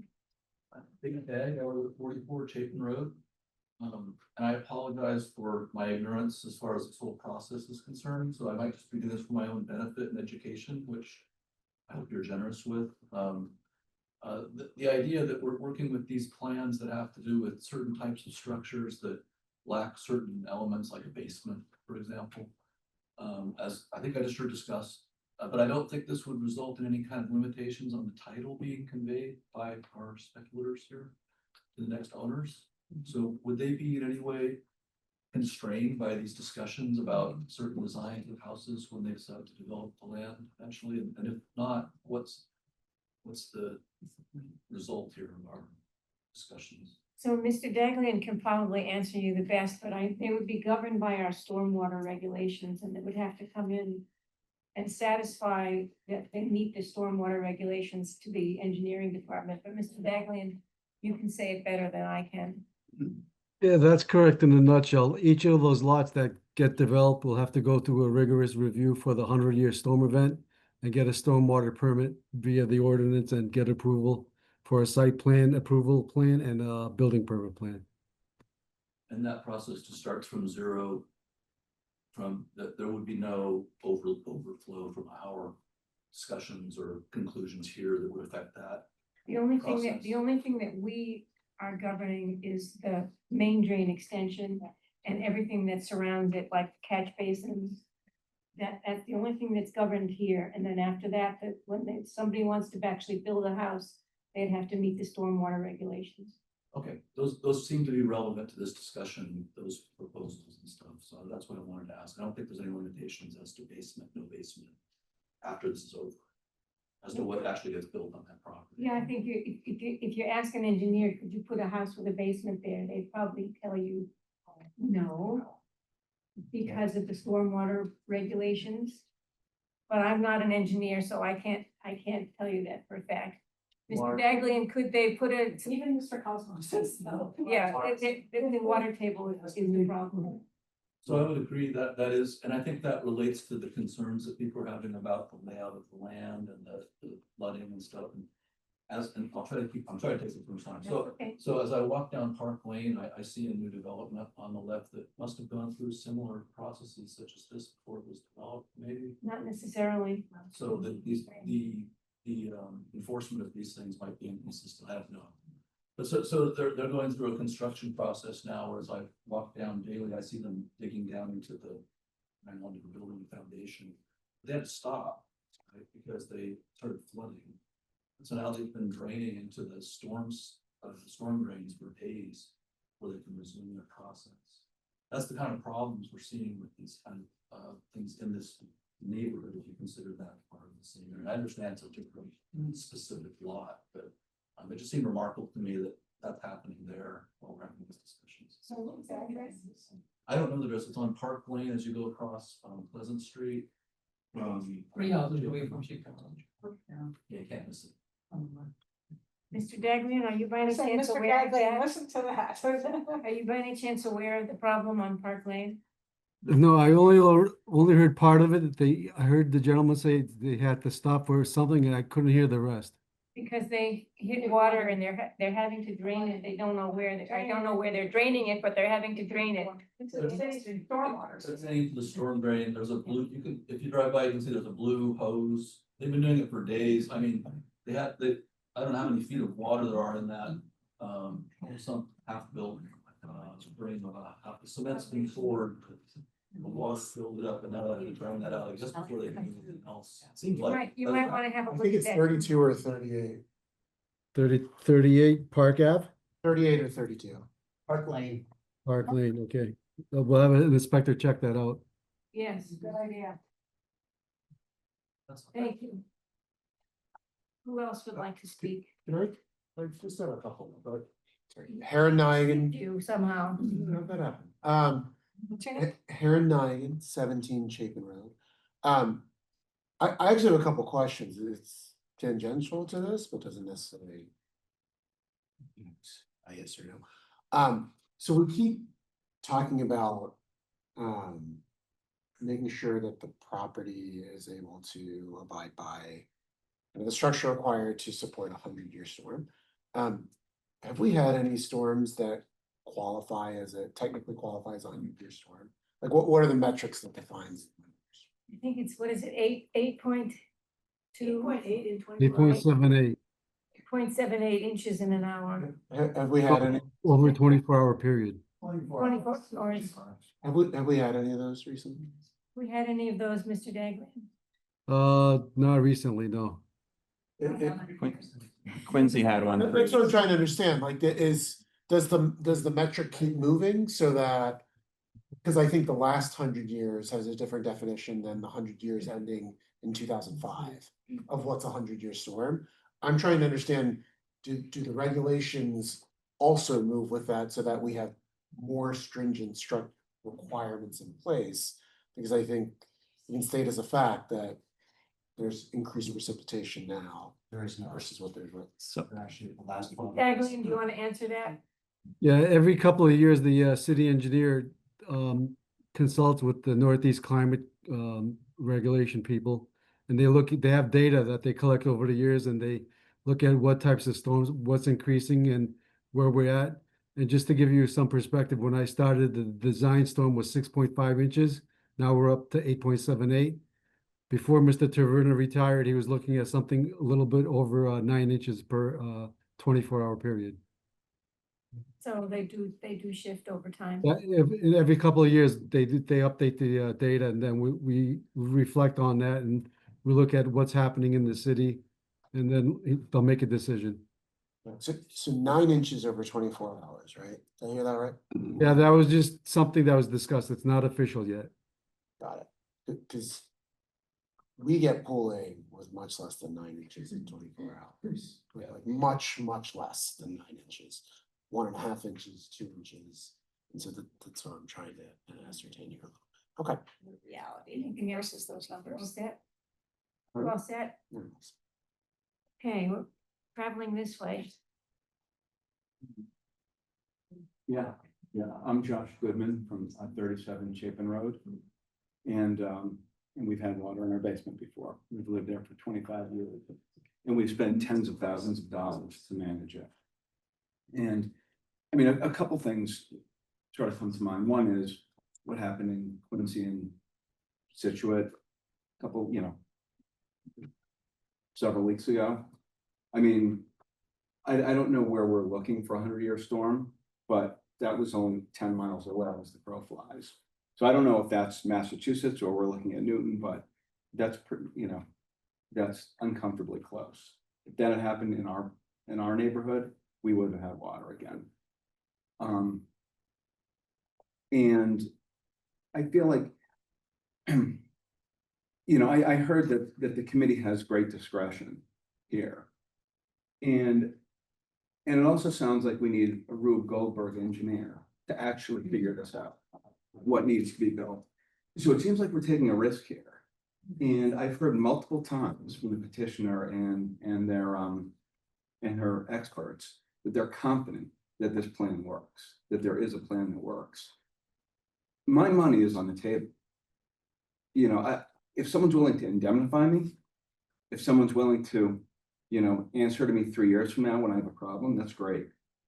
But right now, I'm the only one with money on the table. Because if it goes wrong, I suffer and everyone on the street suffers. And I have a hard time understanding why the committee would exercise discretion in favor of an investor. We're not talking about public housing. We're not talking about multiple units. We're talking about potentially 2 homes that somebody else is going to develop.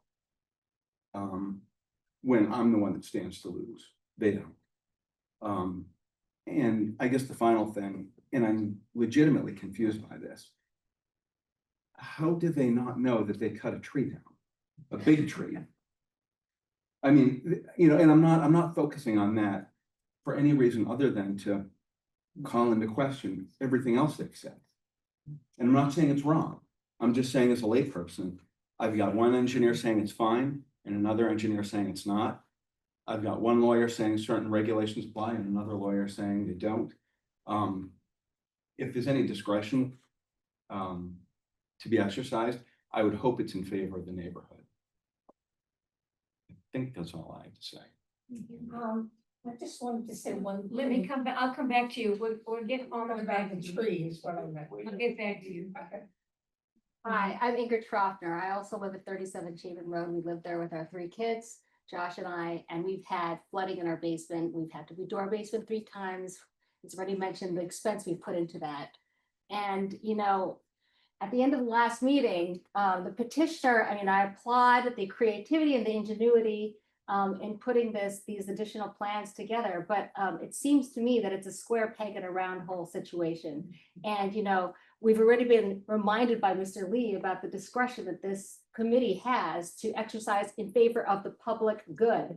And the public good strikes me here is it's all the people who are in this room who live there. We live there. We saw the tree cut down. We live there. We see the flooding. We see it every time it rains when it's not a 100-year flood. We are there. We're not people walking in and out trying to make a buck and sell something to a developer and unload a bad investment. And I'm sorry about that bad investment. I'm very sympathetic for it, but it really shouldn't be on the backs of the people who live there and our people in this neighborhood who are residents who've been there for, you know, whether it's 1 year or 20 or 25 years or 30 years, you know, we live there. That's where we are with our families and our people and our community. And as you see, we all talk to one another, you know, and this is a kind of a really tough thing. And I'm sorry about this difficult decision that this committee has to make, and that we keep coming back here, and that we've got these new ideas and this novel thought on this basin plan that's going to be an irrigation system. Well, okay, that's kind of cool. I guess it's an interesting idea, but it's an ephemeral like idea on paper, as I think some people have put forth. That is for ephemeral people who are not yet living there, for an ephemeral development, for a developer that has not yet bought this thing. I mean, some people on this council have suggested that we look at this holistically, and maybe that's a better way to look at it. I don't know if it's a possible way to look at it. I don't know where the scope ends or starts, but you know, a myopic reading of what this particular little drainage thing is, maybe that's not the right way to look at this, because we live there. And that shouldn't be overlooked. And so please, if you could exercise your discretion to protect us who live in this neighborhood in Newton, in this cul-de-sac, I think that would be greatly appreciated. You know, this drainage thing that I looked at, I'm just a layperson. I'm just looking at this and I'm seeing, you know, oh, it's supposed to go into these basements that's gonna catch this water. And then it's supposed to get put into this irrigation system. Well, what if that irrigation system doesn't take the water out fast enough? What if it doesn't work?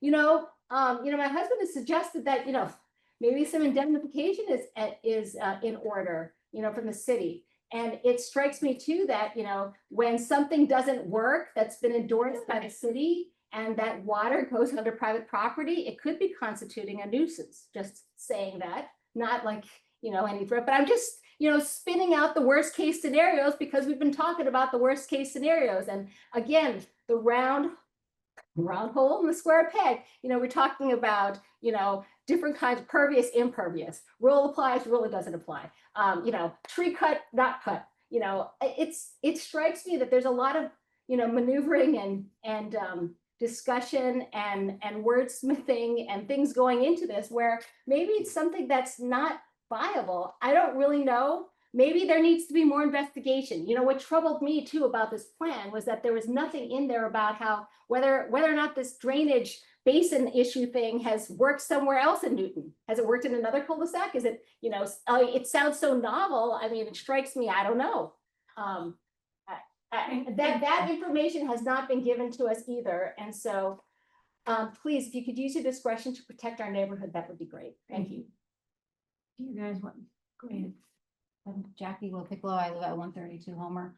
And I just, you know, we've only lived here for, well, we've been at the March meeting and this meeting and the May meeting and now this meeting. And I'm just trying to really understand that it seems that it's become apparent to us. We can see the depression from our window. This seems to be kind of a very unique site that it's been argued is not developable or was not developable. And now, because of the unique properties of the site, there's a stormwater issue. And it seems like you need a stormwater engineer because we've come back now 3 times and they presented these plans. And then there's been flaws that have been found in these plans, and not just like nitpicky flaws, but fundamental no-go flaws. And then we come back and we look again, and then we come back and we look again. But I just don't know why it's on the people who live around the neighborhood to design the system. If a stormwater expert is needed, then the petitioner should bring in a stormwater expert and design it. But maybe that's not possible, and maybe that's why it hasn't been done. But instead, we have to ask a stormwater expert, hey, will this work? And he says no. So then it seems that if the only way to make it work is to kind of argue, well, does this law actually apply or does it not apply? And this number is wrong and we're gonna model this one. So it's just so much bending and breaking of rules and development of just a highly engineered system that does not seem normal. As everyone has said, it's not routine. So I just don't understand how many iterations of this are gonna come back and forth before someone finally says, you know, it's not gonna work. I don't really understand. And my second point is that what I think is really concerning to me, and I'm not trying to be inflammatory in any way, is that all of these flaws that have been pointed out and agreed upon by the committee have been just green lighted by the city engineer without any question whatsoever and have just been said, this looks fine. They're saying this, it checks out, I believe it. And that's all the committee has said, or certain parts of the committee have said that they need to be comfortable with this. And I just don't see how, if it requires, as we've all seen, really expert stormwater engineering, how we can just trust the city engineer who, to the neighbors' perception, seems to really want to pass this through and get this and just move this through. And I don't think anyone feels comfortable at this point relying solely on the city engineer when it's clear that you need, you know, a sophisticated expert in stormwater to properly evaluate what's being proposed at the risk of flooding. Yes, go ahead. Chris Inra, also 132 Homer Street. So we look from our driveway onto this lot 3. And to the left of that lot is 126 Homer. And right now they're like this. In the future, it'll be like this. Water is going to go this way. Like 126 Homer is not represented here. The homeowner passed away. The lot's on the market. But 126 Homer Street is roughly at the same elevation as lot 3. And they're proposing to raise the grade of lot 3 by 5 feet. And then they have this steep slope that angles right toward 126 Homer Street. I mean, that's going to flood. Like 126 Homer Street, they're not here to speak for themselves.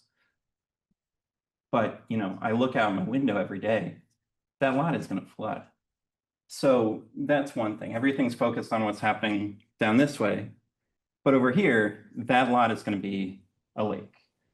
The second issue is, you know, there's this issue of the stormwater ordinance and what's the legal, you know, this and that. Leave it to them. Practically, if not following the stormwater handbook means that you can model a house that has water 2 feet up to its foundation, that's crazy. So if that's the current plan, and they're saying, well, you know, we don't have to follow the stormwater handbook. We can just, you know, say that there'll be 2 feet of water right at the foundation. I mean, you can say, sure, it's within the letter of the law, but I mean, it's, you know, not exactly a viable plan. Third thing is just, you know, the incentives here for the petitioners is to sell the lot. We get it. The developer is going to have a different incentive. They're going to want to make a profit. They're not going to sell, you know, if you propose to a buyer, you can maintain this drain system with a house on it and be subject to yearly reviews by the city engineer to make sure that you're maintaining it properly. And all this is your bill to foot. I mean, who's gonna buy that? So the developer, whoever develops this, and as we've said, this is a tabletop exercise that nobody's beholden to. What kind of developer is going to say, this seems like a plan that I want to put on a buyer? This seems like a good selling point to say, you can maintain this basically municipal drain system at your own cost and be subject to yearly review. It just doesn't seem practical at all to me. The other issue is that there's been flooding on a lot in Park Lane that was presumably approved by the city. Clearly, you know, the plans went a bit haywire, and it's not very encouraging that the city engineer didn't know what was going on that lot until 10 minutes ago. And then the last thing is, you know, admittedly somewhat pedantic, but there's this issue of the global rainfall rainfall that was brought up in the last meeting. Or the rainfall in Newton over the past 10 years. Globally, rainfall has increased by about 0.2 inches over the past decade. So you're not going to see anything changing in the global rainfall for, 10 square miles or whatever Newton is. The issue is that you get more storms because the air is warmer, and warmer air carries more water. So if you have more water absorbed into the air, you get greater rainfall over a certain period of time. And all of these calculations are not, that people are talking about are inches per hour, not inches per year. So you need to keep the units the same if you want to make that sort of argument. And the only reason why I bring that up is that, there's just a lot of sort of, sleight of hand here to make us think that this is all going to work and that everything's, hunky-dory. But it's really, it's not. Like, we can trust our own eyes. We've seen bigger storms more recently. If the rainfall calculations are such that, nothing's changed in the past 10 years, then those data are being presented inaccurately. So I just wanted to bring that up for, just to set that record straight. And that's all I have to say. Thank you very much. And now, very quick. I'm Lori Berenstein, and we're at 55 Chapin, so we're right on the new land order. And we got a letter from the tree people announcing what date they were coming to cut down the tree. And it's hard for me to understand how you would have received that had that not been a planned event from you. I'll say, I believe the letter you got, it was the notification of the permit being approved for the tree to be cut down, not a specific date for it to be cut down. Well, I think it was from the tree people who said they're coming on such and such a date to cut down the tree. When we watched it cut down, and I'll tell you, it wasn't a little tree, it was a big tree. It was like this part. So that's all I wanted to say. Okay, thank you. You want to respond to any of this? Yeah, I think Mike has a number of, there's so many issues that have been brought up, but a number of them we believe are inaccurate. So I'd love to have Mike respond to the basis that we can remember to respond to. At least a few. First of all, there was mention of hiring drainage experts. We're Everett Brooks Company. We've been working in Newton. I've worked for them for over 30 years. We're a civil surveying, site development, a lot of drainage plans. We are drainage experts. Our staff has over 20 years experience designing drainage systems. I've been a professional engineer for over 40 years. So these plans have been designed by experts. They have not been designed based on final architectural plans from an architect, which is the next step. So short of that, the point of this was to show that the development of the lots in impervious areas can be handled on site without additional overflow to the system that's proposed in the street. There was also mention discussions on the harvesting system. That is not part of the drainage system. That has nothing to do with reducing peak flow for any of the storms. That is just a feature, a potential feature, an example of a feature that can be used to make that lot more marketable. That's all that is. It is not necessary to make this work. It works by itself. It works by infiltrating a normal, typical system, same as all the systems we've done throughout the city for years and years and years. It is not an unusual design. It already doesn't infiltrate all the water. What do you mean? It infiltrates the water. Each lot infiltrates 210, 25, and 100 year storm. Why is there pooling? Proposed development. This is not your existing condition. This is the condition that they're planning for this paper. Tabletop. So it's not, he's not talking about your particular problem, which clearly there's pooling. Cooling lot, not in my lot doesn't pool, lot three pools. Lot The three lot in pools. discussion And it will pools. still pool. But that's a question for a future developer, that's. Yeah. How market is that? Exactly. Nothing to do with the extension. Okay. And it was mentioned made of the only other thing would be operations and maintenance plan was discussed.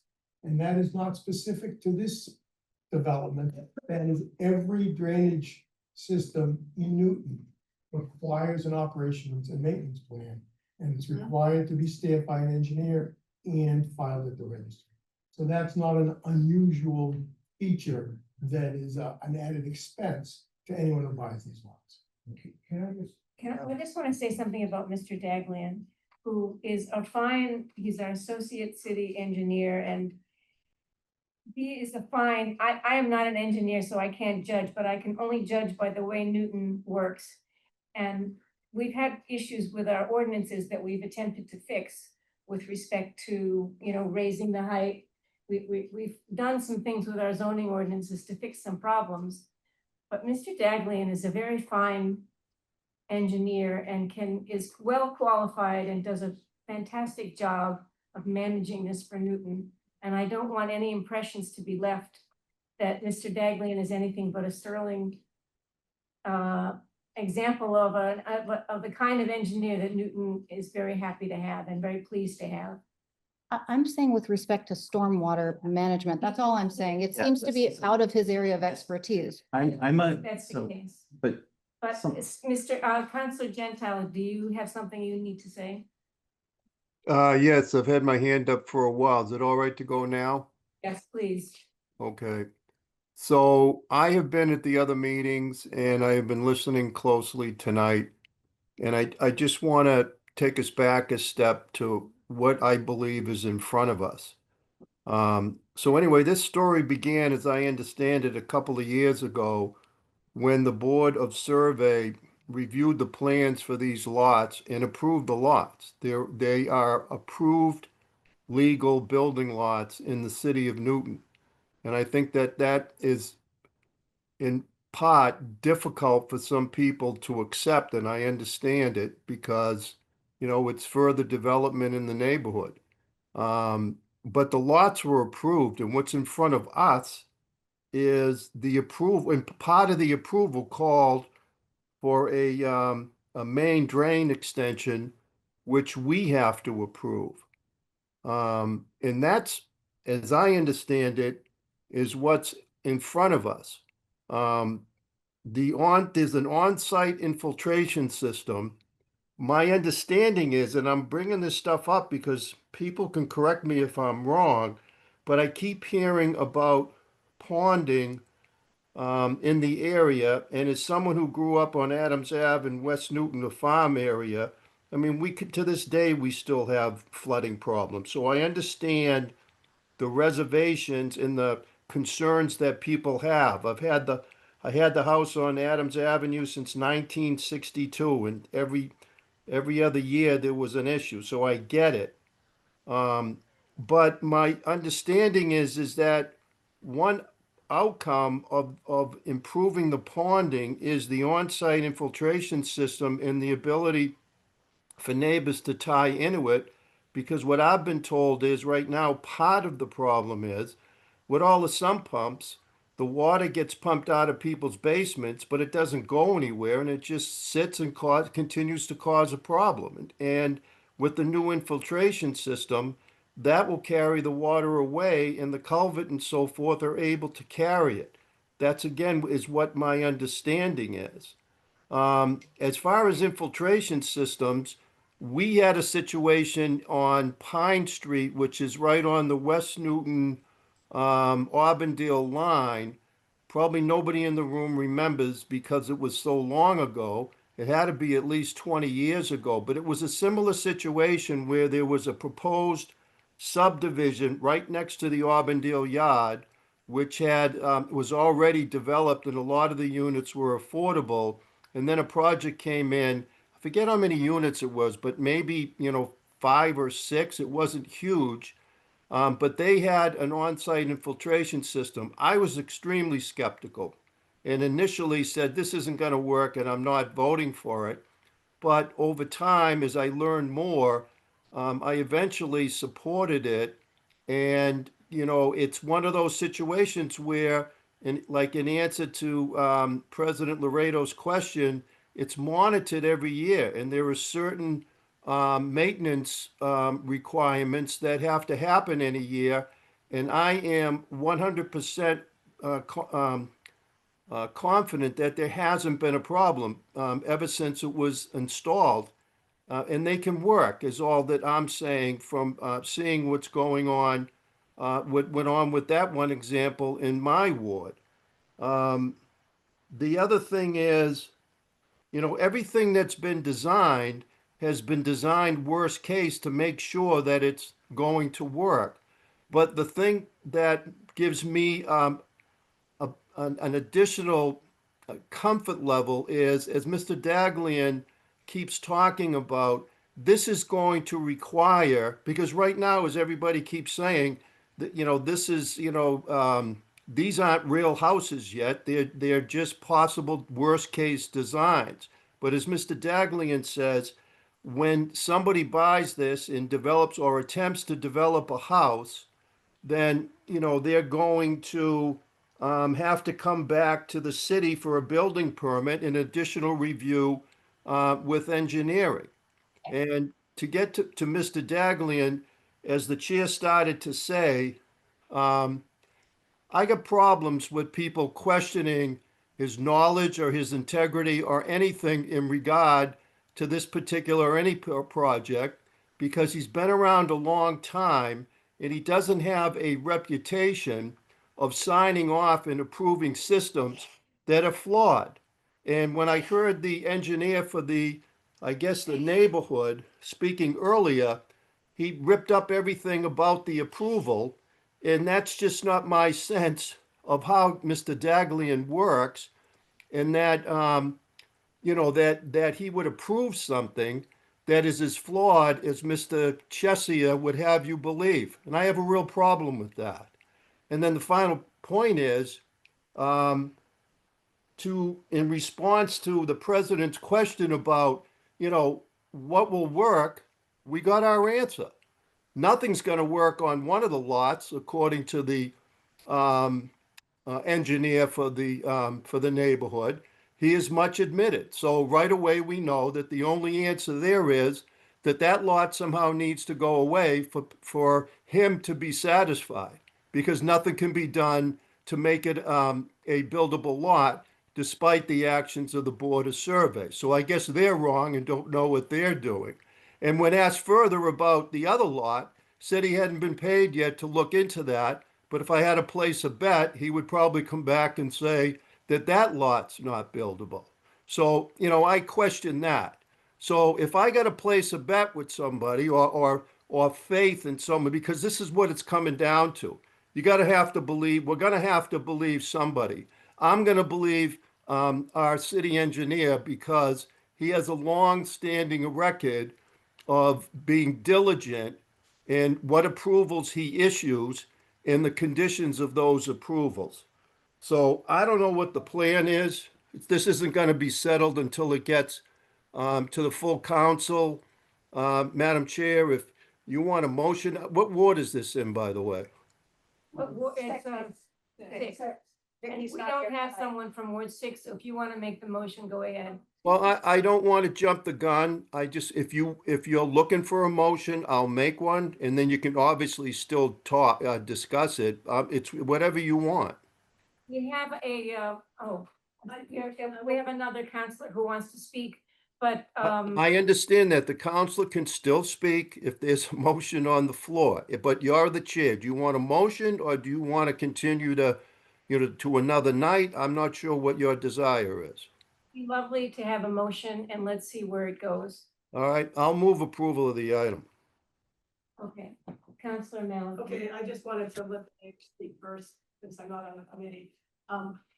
My general sense after listening to all this, and I did hear at least one of the previous meetings, but it seems to me that like what Attorney Murphy said, to me, before I would vote on this, I mean, I think the time to be figuring out if you want to authorize this road extension, drain extension, is when you have an actual plan from an actual developer who's confident enough in it to actually buy the lot. Can't do that, and you can't do that. It's because there is no developer that's going to buy these properties without the main drain extension. That's the requirement. And so if we don't approve the main drain extension, nothing else can happen. I'm not finished, yeah, because somebody Yeah. did. Somebody did what? Bought it without the main drain extension. Oh, but if they bought it before it went to Board of Survey. No, they didn't. No. So I don't know what the Board of Survey standards are, and maybe other people know better than me, but to me, I kind of doubt that the Board of Survey went into this kind of detail on drainage and, 10 or 100-year storm, rainfall and all of that. My other question is more big picture, is sort of following up on, what Councilor Getz mentioned at the very beginning, and because I know it's also that this does drain, this seems to be in the drainage, sub-drainage area that goes right into the City Hall ponds, which of course go right to Bowler's Pond. And last week, we were all concerned about Bowler's Pond overtopping. And as Councilor Getz mentioned back then, we need to do more to look at not only downstream, but upstream, mitigating the water flow. And it seems here that if we are adding potentially 14 houses to the storm drain. No, 2 houses. Oh, you're talking about the people. If they take up the opportunity to add on, I guess I would like to know, I think the city should know how much water flow would to the, because we heard that the pipes have capacity, but a week ago, we were worried about the capacity of Bowler's Pond. That's my question. You're interested in the capacity of Bowler's Pond? to Well, handle no, this. how much, if every, so the 2 houses, as I understand it, would, according to the tabletop exercise, contain their own, increase in impervious surface. One, does it include the loss of the trees that they would envision cutting down? But there would be some additional flow from the end of the driveway into the street storm drain from those 2 houses. But then the 14 houses that are unfortunately having to sump pump their water out into their yards and keep doing that, if all that water is going into the storm drain down to City Hall ponds and beyond, how much water is that? Do we, Mr. Daglian, do we have any idea about the impact of water going into towards the Bowler's Pond? I could not give you 100% definitive answer at this point.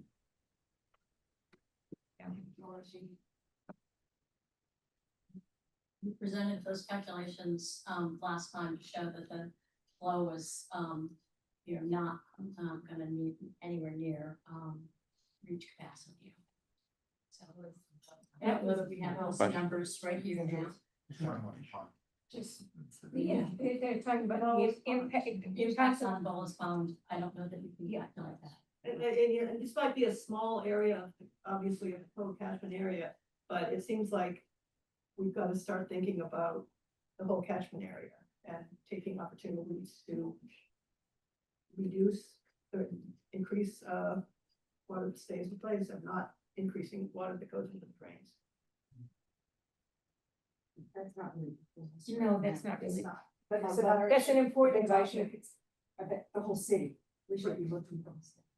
Yes. So I have the- another. I just wanted to answer a question about the Board of Survey meeting and how much of the drainage issue has really gone into. And the answer was none. It was said that the drainage issue would be dealt with at a later date. So it was always at a later date, at the building permit stage, it'll be dealt with.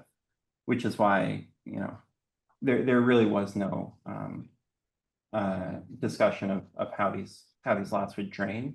There was a discussion. Comment on that as well. I have the transcript if you want. Well, we read it. Yeah, and that's, It was, Mr. Daglian was the engineer that discussed the water issues there. They were discussed. Hmm. So maybe I would like to hear from him. Yeah, Everett Brook presented the case that the site would have an increase of the flow towards Chapin Road. And the site was not conducive to infiltrate the runoff from the road itself because of the high groundwater level area. That's why they approved it with the overflow condition of installing a drain main extension. so just to clarify, what I meant was just when the houses are built, how they would actually be configured and drained, that wasn't discussed.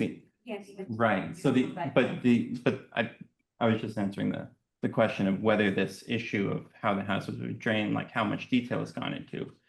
The answer is that it was said it will be dealt with at the building permit stage. So there. And it will, and- that's how all homes are dealt with. Sure. That's drainage. I'm just where it comes from. answering. Yep. Just wanted to say, answering the question. Will be dealt with at the building Thank permit you. stage. Just very quickly, Just identify yourself again. Josh Goodman, 37 Chapin Road. They can't know who's speaking. Yeah. Yeah. Counselor Gentile mentioned that at this point, he's just going to have to trust the city engineer, which I totally understand. He used the phrase leap of faith, I think, so it feels a little bit like a leap of faith here.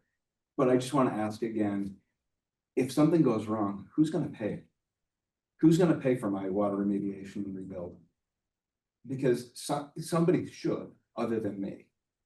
Because the city's on notice here, that there's another qualified engineer, maybe one's better than the other, maybe not, I have no idea. But he's a qualified engineer who has said that there's a problem here. So the city's on notice. Okay, We should vote. yes, I think, who spoke?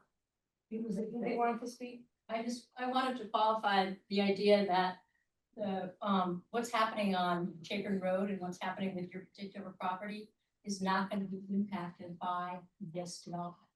That's the whole point. You have an opportunity to improve your property if you'd like to, and because you're spending $10,000, you said, on maintaining the problem that you have outside.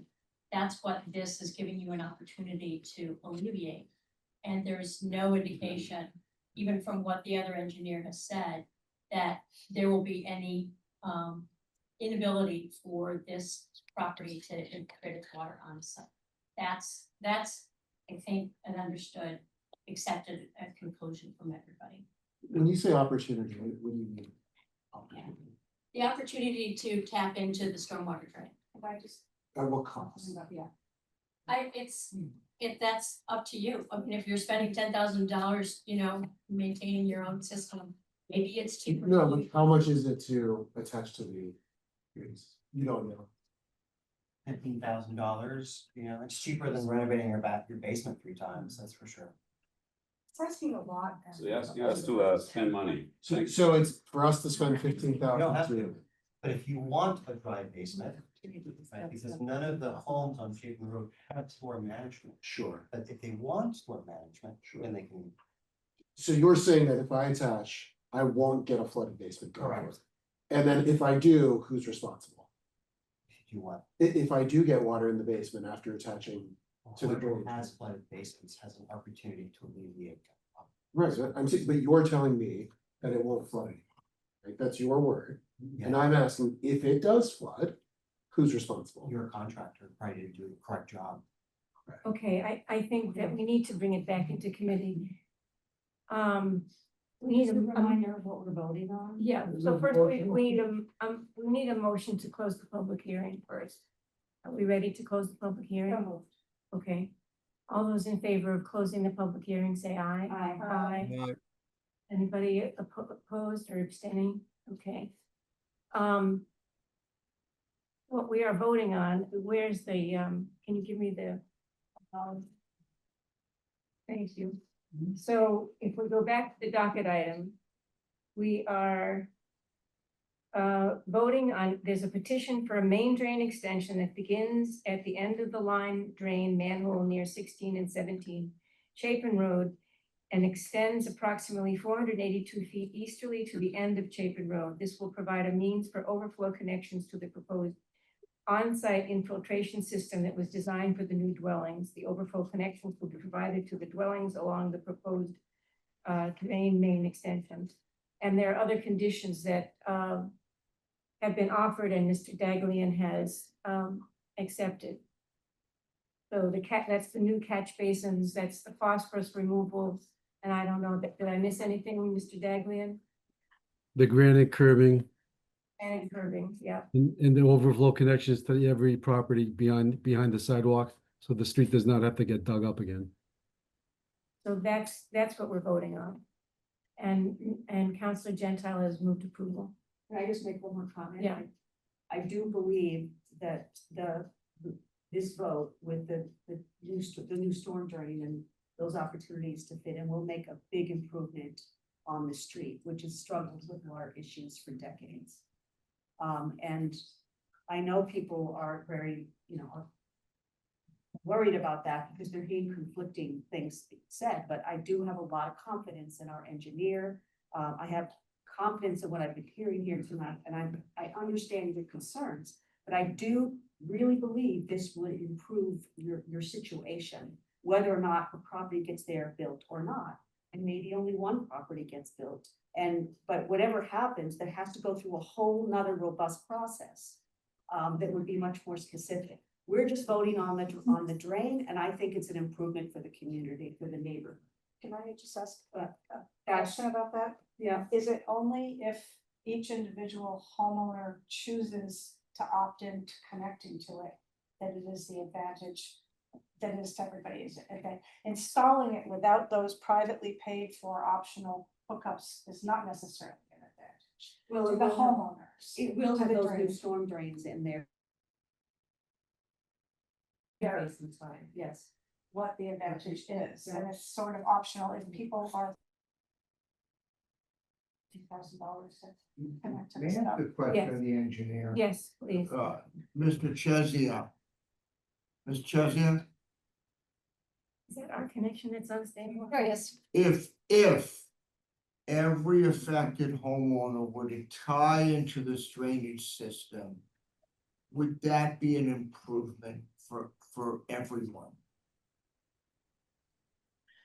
If you're talking if they connected their sump pumps? Yeah, if they're proposing to build this drainage system, which is going to go into the city storm drain. If everyone did that, would that be an improvement for the entire neighborhood? Most likely, if they'll drain into the road, connecting them to the drain directly would be better than going down the gutter. All right, and so would that alleviate the concerns that's posed by the rather extensive stormwater plan that's being proposed by the petitioner? Not necessarily. I don't know that they're directly related 100%. There's the road and then there's flooding from the low area being altered. There's two things going on. I just want, man, Yeah, go ahead. there's a couple things going on here. There's what is the effect of building on these two lots, leaving aside everything else? But as part of this, they're building a storm drain, which people have the opportunity to tap into, which sounds like that would be generally an improvement for the neighborhood if everyone tapped in. Am I Right. And what's the cost for each homeowner to do that? That I don't know. I mean, are we talking $10,000? Are we talking $20,000? Are we talking $50,000? It will probably depend on how far, on each property. I'm just trying to, look, I'll Been be hearing really between 10 candid, and what I'm 15,000. trying to do is try to I've solve been a hearing problem. between 10 and 50,000, what I've been hearing. And I'm trying to 10 solve and a 15, problem here. 15, You're a developer wanting to get something done. 15,000 is I'm gonna put this out there as something to think about, okay, no one's bound by it, we can't mandate it, okay? But if there's some way for the owners and developers to make it more palatable for these folks to tie in, is that a win-win solution? And I just put that out there without any prejudgment, that's not your obligation legally, I wanna be very clear about that. But I'm just trying to think through practically, what do we do here to make this better? We're gonna vote tonight, I presume. This doesn't get taken up till August 11th, which is a fair amount of time. You know, there's nothing to prevent all of you from talking to one another in that time period to see if you can come up with something that works for everyone. Because I would be clear, I have reservations about this if folks aren't tied in. I really do. There's a lot of what ifs here. No disrespect at all to Mr. Dagley, and I share my colleagues' belief in his capabilities, but there are a lot of unknowns here, and I am struck by the fact that we are putting in a lot of fill and a lot of other things to kind of make this work, and you don't have to have full plans now, that's not your obligation, but we don't have them. And the neighbors, I think, are raising, at least in my mind, legitimate concerns. I don't know which way I'm gonna come out of, but legitimate concerns about what happens if this doesn't go right. So I'm just trying to think of a win-win for everyone. I'm sorry to pontificate, Madam Chair. The concern is what we've been hearing from the neighbors is that there's been decades of problems with water on this street. And that's just gonna continue. That's what's you're gonna continue to have flooded basements, you're gonna continue to struggle with it if nothing gets done or this is denied. So I'm struggling with that too. So what's gonna be the next step for the neighborhood if this does go away completely? And right now, all we're responsible for is putting in the drain. Yeah, but, well, I won't debate Councilor Leary. I think we have Mr. Dagley who would like to comment. If I could just comment on the question that the president brought up. One of the benefits is that if it's approved, there's two brand new catch basins being installed near the intersection where there's a lull area. Then the granite cribbing that's being installed by those catch basins. So whatever is in the roadway or gets pumped into the roadway will be collected and taken away. With the understanding that there's also overflow connections that they could tie in the future. And there's no cost to opening up the street. They're just construction on their part of the property. Madam Chair, Yeah, the catch basins are something that they are doing to alleviate the problems on the street. They have nothing to do with the main drain extension. I'm just, President Albright, Councilor Chair Albright. I'm so used to my former roles. Look, I'm just trying to get us to a bit of a win-win. Right. Okay, and that's all I'm suggesting is, can we come up with something that is going to be mutually beneficial to everybody? That's all. And nobody has to adopt, okay? Madam Chair, if I could jump in, if there is, if it would be helpful, and if there was a volunteer on the street, I could get one of the local contractors that does this work day in and day out. Sewer extensions, water extensions, this kind of a hookup to go to somebody's house and give them a real estimate of how much it would cost, if that's helpful in any way. And we could certainly do that before the full council meeting to get a real sense of what it is. That might be very helpful. If somebody's willing to volunteer themselves as a guinea pig to find out. Everybody else. Yeah, Maybe Attorney Murphy could arrange for that. that would be very helpful. Yes. Councilor Getz. Yeah, well, we have to remember that there's curbing needs to go in. Yes. If there was talk in one of our initial meeting that it's turf and it's actually the grades get covered. You know, so that people need to understand that just these small sort of installations are only going to be minimal in terms of like providing a certain amount of drainage going into the drain. I'm very concerned about the high water table. I'm very concerned about, what Councilor Maliki brought up, just in terms of what we're doing is we're only simply pushing the water further and in more accelerated rate downstream or, whatever direction it is. I'm not supportive. You know, and I just sort of feel as if we need to stop this, especially with new development, you know, because I sort of feel as if we need to follow what's in our regs, you know, and I kind of feel as if, you know, I'm talking about that it needs to stay on site, infiltrate, and it needs to be not a, you know, a construction, so that then we're manipulating the grades, and we're actually sort of creating consequentially more problems. That's a much bigger change than even, I understand. that's a I'm just huge sort of change. worried about. I'm very I concerned agree about with you completely, but that's not gonna solve the problem. today. But we're not even Close the getting public close to hearing. solving their problems. Yeah, we closed the public hearing, I'm sorry, we closed the public hearing, I'm sorry. My fault. Let's vote. Okay, are we ready to vote?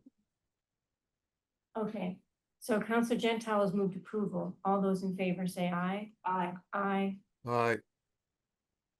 Opposed, Opposed. 2 opposed, and abstentions. 1 abstention. Is that everybody? Did we get everybody's vote? It's not here. Missing Yeah. two. Okay, we're missing you. Yeah.